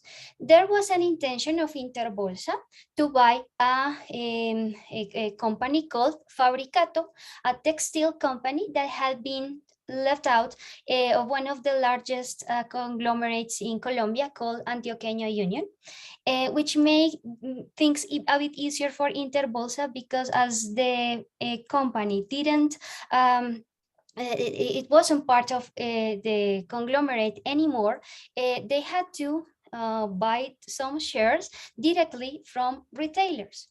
The business idea was very basic: buying Fabricato at a very low price and then selling the company for its real value, and taken advantage of that, of course. Interbolsa could have used, as in normal circumstances, use an IPO in order to access and to buy these shares from Fabricato, but they didn't do that. What they do was to use another well-known operation in capital markets, which is called repo operations. And here we could, in very simple terms, Fola, do you need to ask something? Yes, sorry. I just wanted to ask if you could wrap up in the next minute or two, just because yes, we're not I'm just about to finish. Okay, thank you so much. Thank you. I didn't want to interrupt. Thank you. No, sir. So what they used was repo transactions, and here you have the short explanation for that. Someone who has shares needs a cash but does not want to sell their shares. He goes to a broker, in this case Interbolsa, who finds him a counterpart who makes the loan on the shares.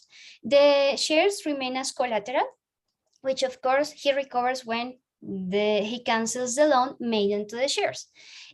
One of the most, let's say, sadly famous investors here was called Alessandro Corridori, who actually used exactly this strategy. And the problem if you see, the problem is not the use of repo, because repo transactions, repo operations are well known in the market, even if they don't have a particular regulation. But the problem was that the speculative terms in which these transactions were actually done, and how they end up affecting a large part of those investors that have entered into certain agreements with Interbolsa to, of course, be benefited from these sort of investment strategies. So just to finish here, what I want to focus your attention on is that we already have some conduct of business rules regulation that is in place, that has been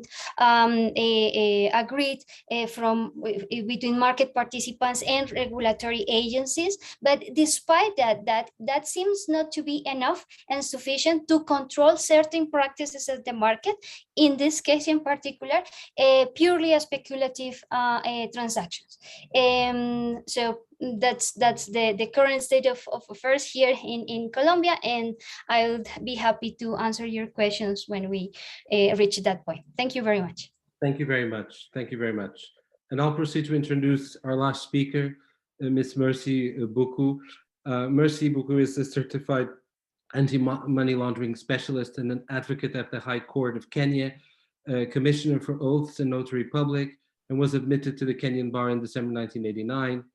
Mercy is currently practicing as an anti-money laundering SFT legal consultant in the mobile payments and banking sector, and was previously the senior manager money laundering reporting office in Safaricom Limited in Kenya, where she was charged with the responsibility for overseeing the anti-money laundering function for Mapesa, which must have been a very interesting role. And Mercy has a very extensive, very distinguished CV with international organizations such as the World Bank, the Financial Services Volunteer Corps, GIZ, etc., etc. She was also privileged to be invited to address the UN Security Council in 2019 on the topic of financial inclusion and financial integrity. In the interest of time, I won't read out this lengthy and distinguished CV, but rather pass on the word to Mercy so that she can do her presentation. Thank you very much, Ricardo, and good afternoon, good morning, everyone. It's a privilege for me to be part of this gathering. And without further ado, I'll go straight on. In fact, I was talking to the coordinators earlier, and I was mentioning that every topic today actually deserves a half day or a full day workshop. These are very weighty topics which cannot be really covered in 10 minutes. And that is why we are all very breathless, just trying to get through it. So let me just, I hope I'll be able to, yes. Just trying to move my presentation along, sorry. Can you see it? Can you see the presentation? You can see the first slide. Can you see the first slide? Yes, we can. Thank you.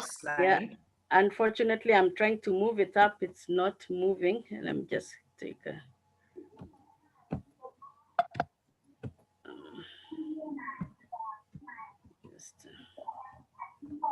Give me a minute. I'm just trying to move it. Yeah, all right, that's good. It's going.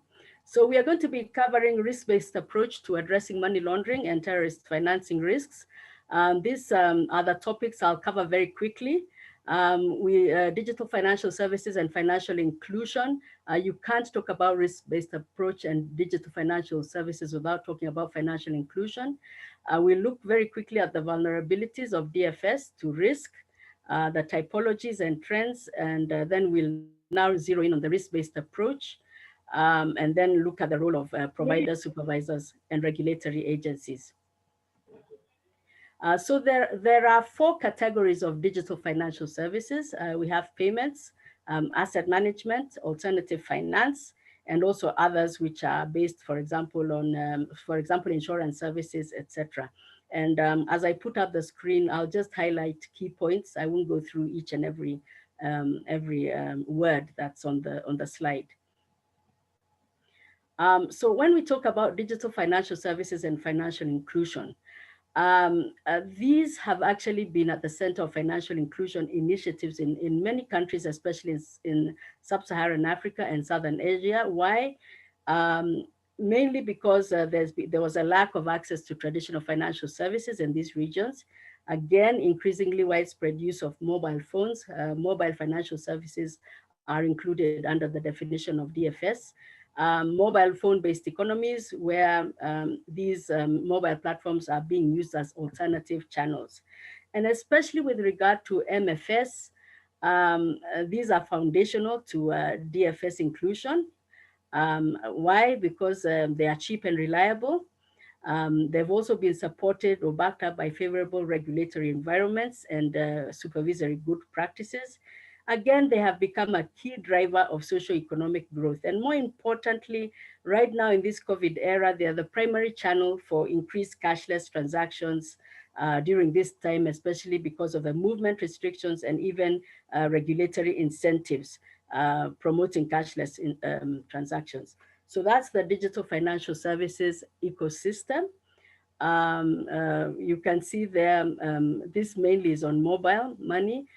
Just on one phone, you can do all those, you can get involved in all those other financial activities just on the basis of the phone. So what are the risks? And why are digital financial services, which are also known as new payment products and services, why are they vulnerable to risk? And why have they become so attractive to fraudsters for the perpetration of fraud and other crimes? We talk about the wide prevalence of mobile phones. I've mentioned that. Lack of fully automated fraud prevention transaction monitoring systems, for example, for the providers. Ease of delivery, and this is a cashless, the cashless functionality, non-face-to-face. Again, there have been so many new products being offered on digital payment platforms. And especially now during the COVID era, we are finding that these vulnerabilities have actually increased because of the incentives encouraging increased cashless payments.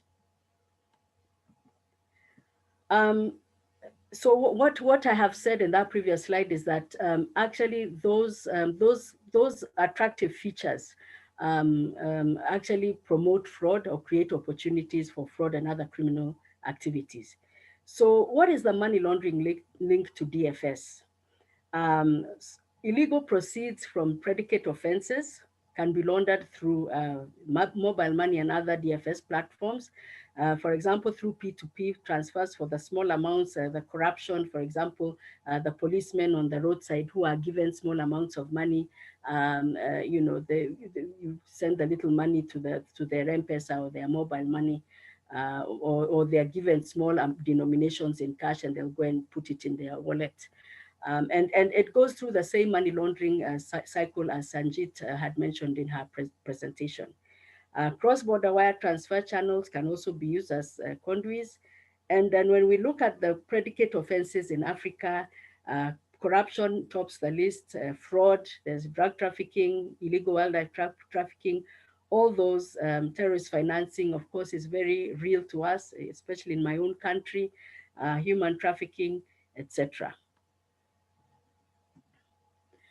So what are the key risk categories?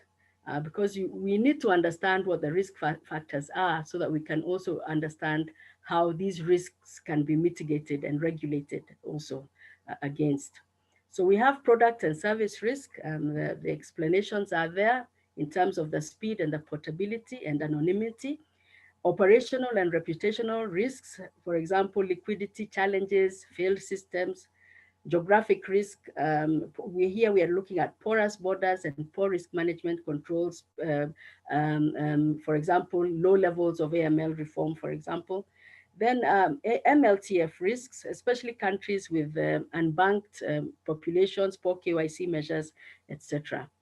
Consumer risk, issues around transparency and lack of industry standards.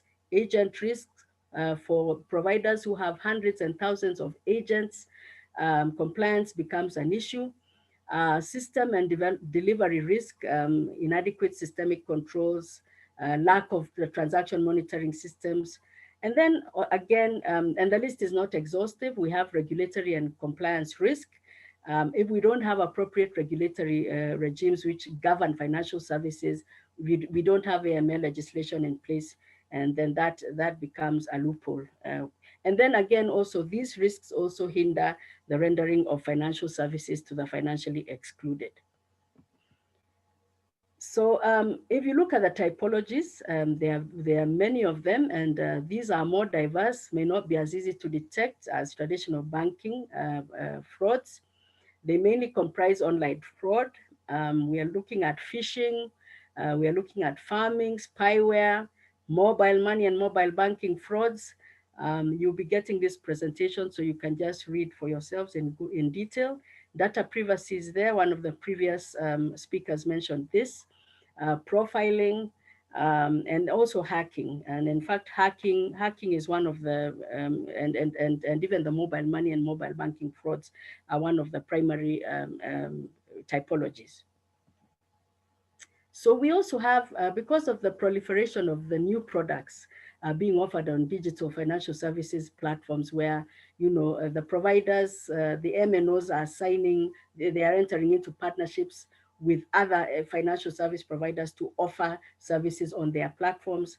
We have emerging risks, which are more or less similar to the existing risks, but now they have come up around the new products. So digital savings, the digital insurance products, money remittance, all these services are being offered now on mobile money and other digital platforms.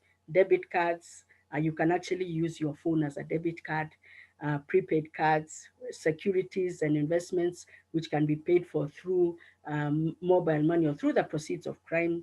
Again, digital currency is also being offered on digital payment platforms, including mobile money platforms. And I'm focusing a lot on mobile money because this is what we know. This is our primary digital financial service channel here in Africa and even in Southern Eastern Asia. And then also we have mobile network risks. When we talk about mobile network risks, we are talking about the line that you have, not the mobile wallet. The line that you have, criminals use the networks to organize their criminal activity. So how do we mitigate these risks? We have our international controls, and Sanjit also mentioned these international and AML banking protocols, the FATF and Basel recommendations and guidance notes on KYC, training, suspicious activity reporting, transaction monitoring, etc. We have the regional FATF guidelines. For example, in my part of the world, we have the Eastern ISAMLAG. In Western Africa, we have GIABA, is it GIABA or GIABA? We have MENAFATI for the Middle East. And then we also have the UN conventions, which criminalize the various predicate offenses. And then each country is expected to enact legislation which complies with those international protocols. So the AML legislation, the prevention of terrorism, poaching, anti-drug trafficking, consumer protection, data privacy, etc. And also sector-specific regulations. So for the banking sector, for the telco sector, insurance sector. Then we have the Reserve Bank or central bank supervisory, prudential and regulatory guidelines. Either they can be the Reserve Bank or the insurance regulator, the capitals market. They have also issued their own guidelines. And then internal provider controls. These regulations then require the providers themselves to have in place anti-money laundering compliance programs, which enable them to comply with the legislative provisions, and they will be applicable to all digital financial service providers. And then, of course, the last prong in that is the law enforcement, investigation, prosecution, and sanctions.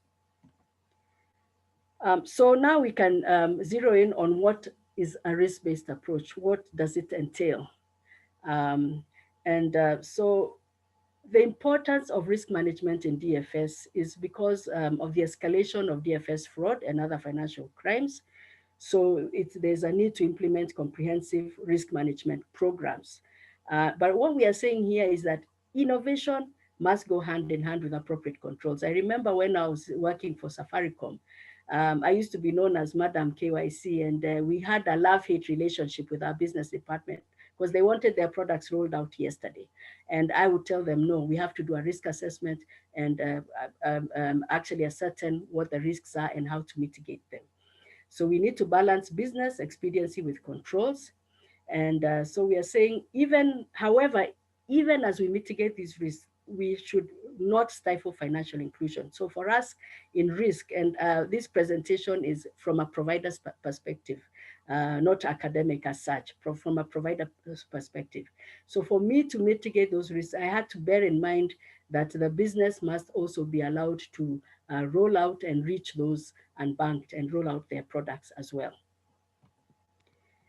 So inappropriate regulation can actually unnecessarily exclude customers and grow the cash economy instead of the reverse.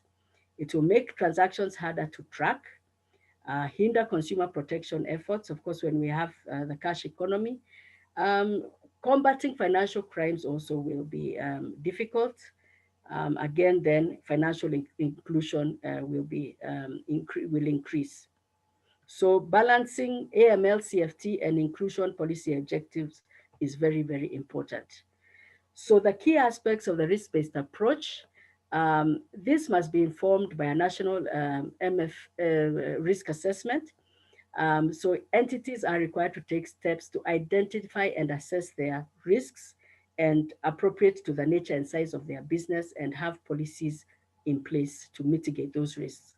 And 2 exemptions are allowed where there's a proven low risk for a particular institution or activity, or where there is very occasional or limited financial activity, de minimis. Other than money value transfer where full then KYC is required. So regulators may allow simplified CDD where the risk is lower, or enhanced CDD where the risks are higher. So when we talk about risk-based KYC, we are saying this is the obligatory approach that should be taken by regulated businesses or providers to target their resources for anti-money laundering in a proportionate manner. And the FATF recommendations actually allow this. And this can also include carrying out risk profiling of your customers to categorize them as high, low, and medium for purposes of the documentation required. And on the right there, I've given examples of successful implementation of risk-based KYC. Mobile money is one primary example, and then the specific DFS products which have come up around mobile money, digital credit and savings products, etc., where the KYC is pegged to transaction limits and volumes as well. And even in Mexico, we also have simplified due diligence examples for account opening. And so FATF have actually come up with a specific guideline on the risk-based approach for digital financial services under the new payments or NPPS guideline of June 2013. Which provides for regulated businesses to apply risk-based KYC for low-risk customers or enhanced KYC for high-risk customers in specific situations. For example, in non-face-to-face transactions, entities should obtain and verify evidence in a more rigorous manner than they would for face-to-face transactions. So what are the issues to consider? So standard identification requirements may not be readily available. As I have said, the FATF recommendations do offer flexibility to ensure certain groups are not unreasonably excluded from accessing financial services. So for example, where customers are in rural or remote areas and they cannot produce a standard evidence of identification, for example, like birth certificates, you require a birth certificate to get your ID, to get your passport. Financial institutions are actually allowed to determine alternative appropriate measures to deal with these situations. These can include, for example, accepting other types of identity, such as a letter from a chief or an appropriate person of standing, appropriate photo ID cards, for example, the employment card, driver's license, refugee cards, supporting letters also from community leaders in refugee camps. I've had the privilege of of presenting, making a presentation in sessions on financial literacy and financial inclusion for the forcibly displaced. And these are people who are also financially excluded and also need to be brought on board. So regulators also need to consider the vulnerable groups, the youth, elderly, women, especially when they are looking at issues around a risk-based approach to supervision of financial service providers. So as I finish, what is the role of the supervisors? And I'll just go very quickly here. So risk-based supervision requires legal and regulatory flexibility. It requires regulators with the right mindset, with the right capacity, expertise, and experience. They also need to be financially literate. They need to know their products. They need to know their customers who are the financial service providers. So it should not be a situation where the provider is coming to dictate to you what they want. No, the regulator also needs to know about the products and educate themselves accordingly in order to be able to regulate them. So coping with the challenges of this fast-changing landscape is not easy. These are just recommendations. Prudential supervision, look at your AML, CFT, your consumer protection measures, payment system safety and efficiency, competition and innovation. All these are factors that need to be looked at when you are thinking about risk-based supervision. Financial inclusion, balancing it, financial education, and then this must also be tied to effective data collection mechanisms, quality over quantity data that will help supervisors. And then again, leveraging on technology and innovation to support the changing mindset.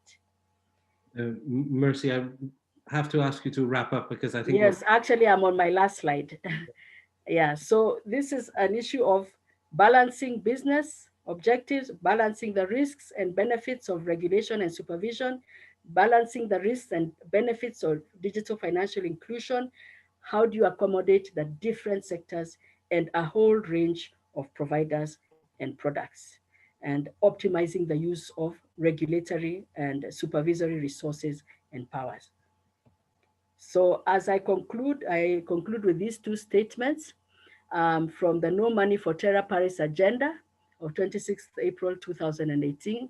Innovative financial technologies and products and services may offer significant economic opportunities, but also present a risk of being misused by criminals for money laundering and other criminal activity, including terrorist financing.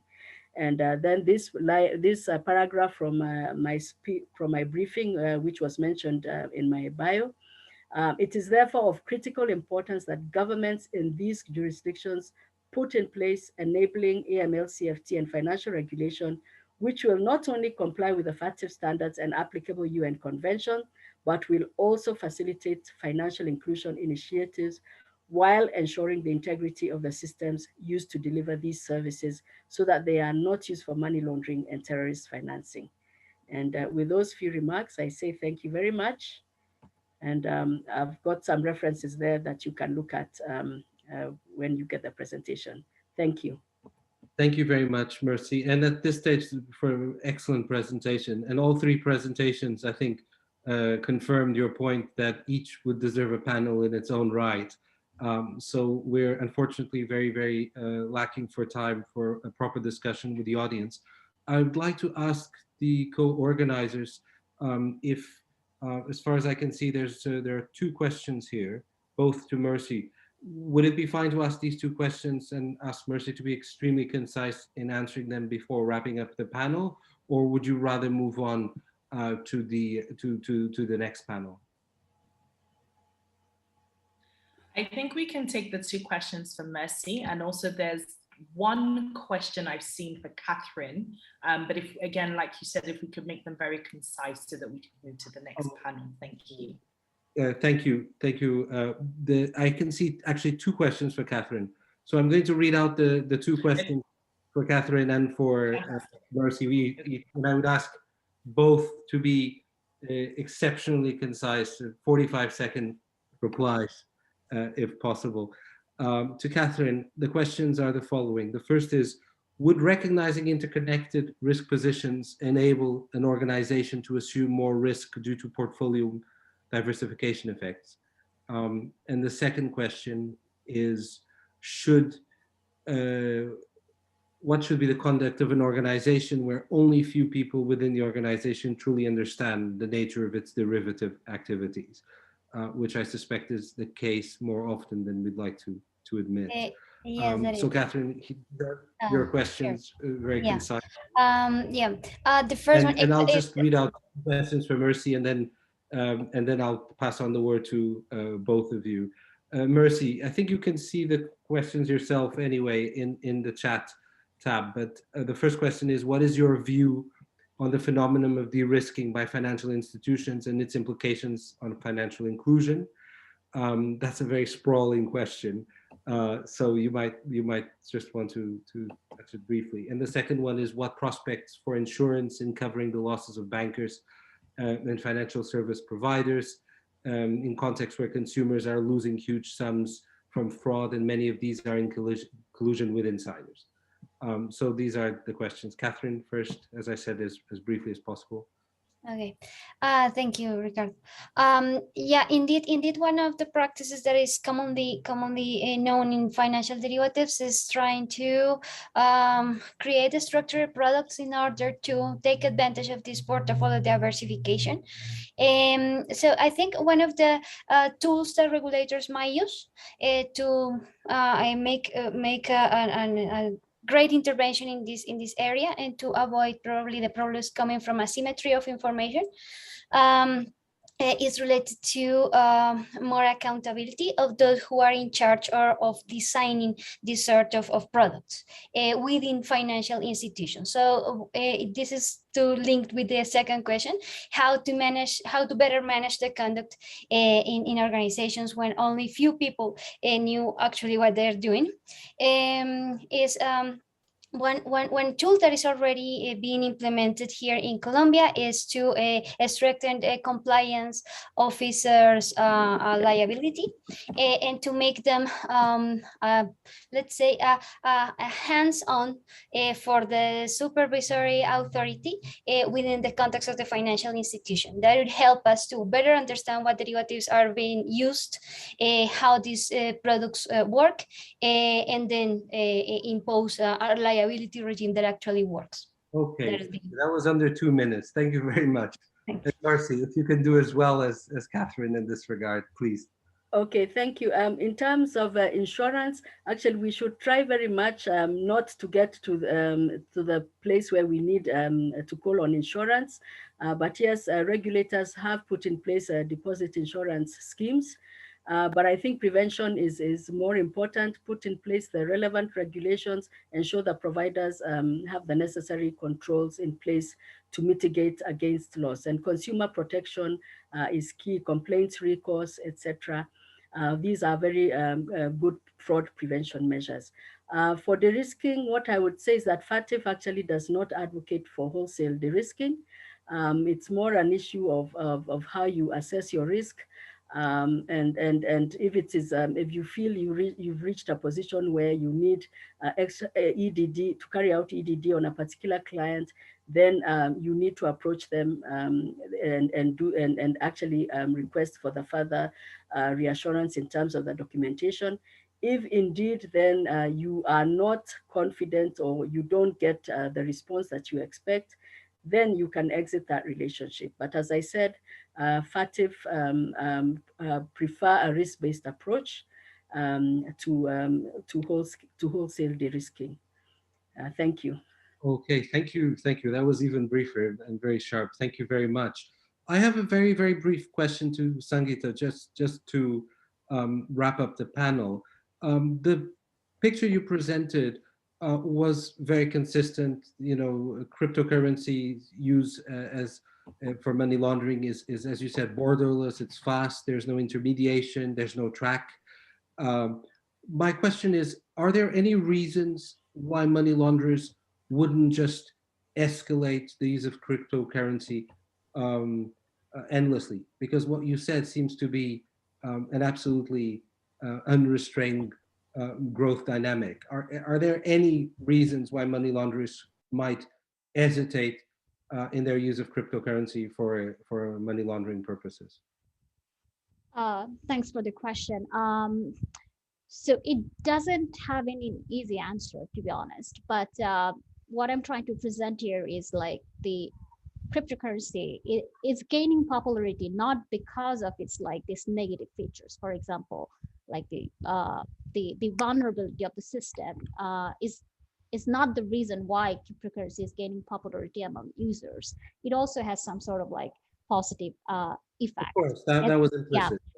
The problem is that the vulnerabilities of the systems are being exploited by a particular group of people.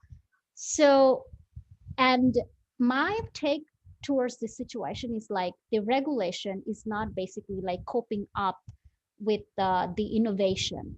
So this, every time these new digital asset classes are like emerging, new vulnerabilities are also like emerging, which are kind of like the regulators are probably trying to like keep up, but it's somehow like they're missing the point. So it's not unrestrained, but the question is like whether an effective regulatory approach is going to be taken or not. As of now, the regulatory approach are like sporadic and fragmented, and there is no international cooperation, as like emerging economies and developed economies are perceiving this problem from a different angle. So it's not unrestrained. They would be hesitant if an effective regulation is actually in place. Thank you. That was very clear. And this is all.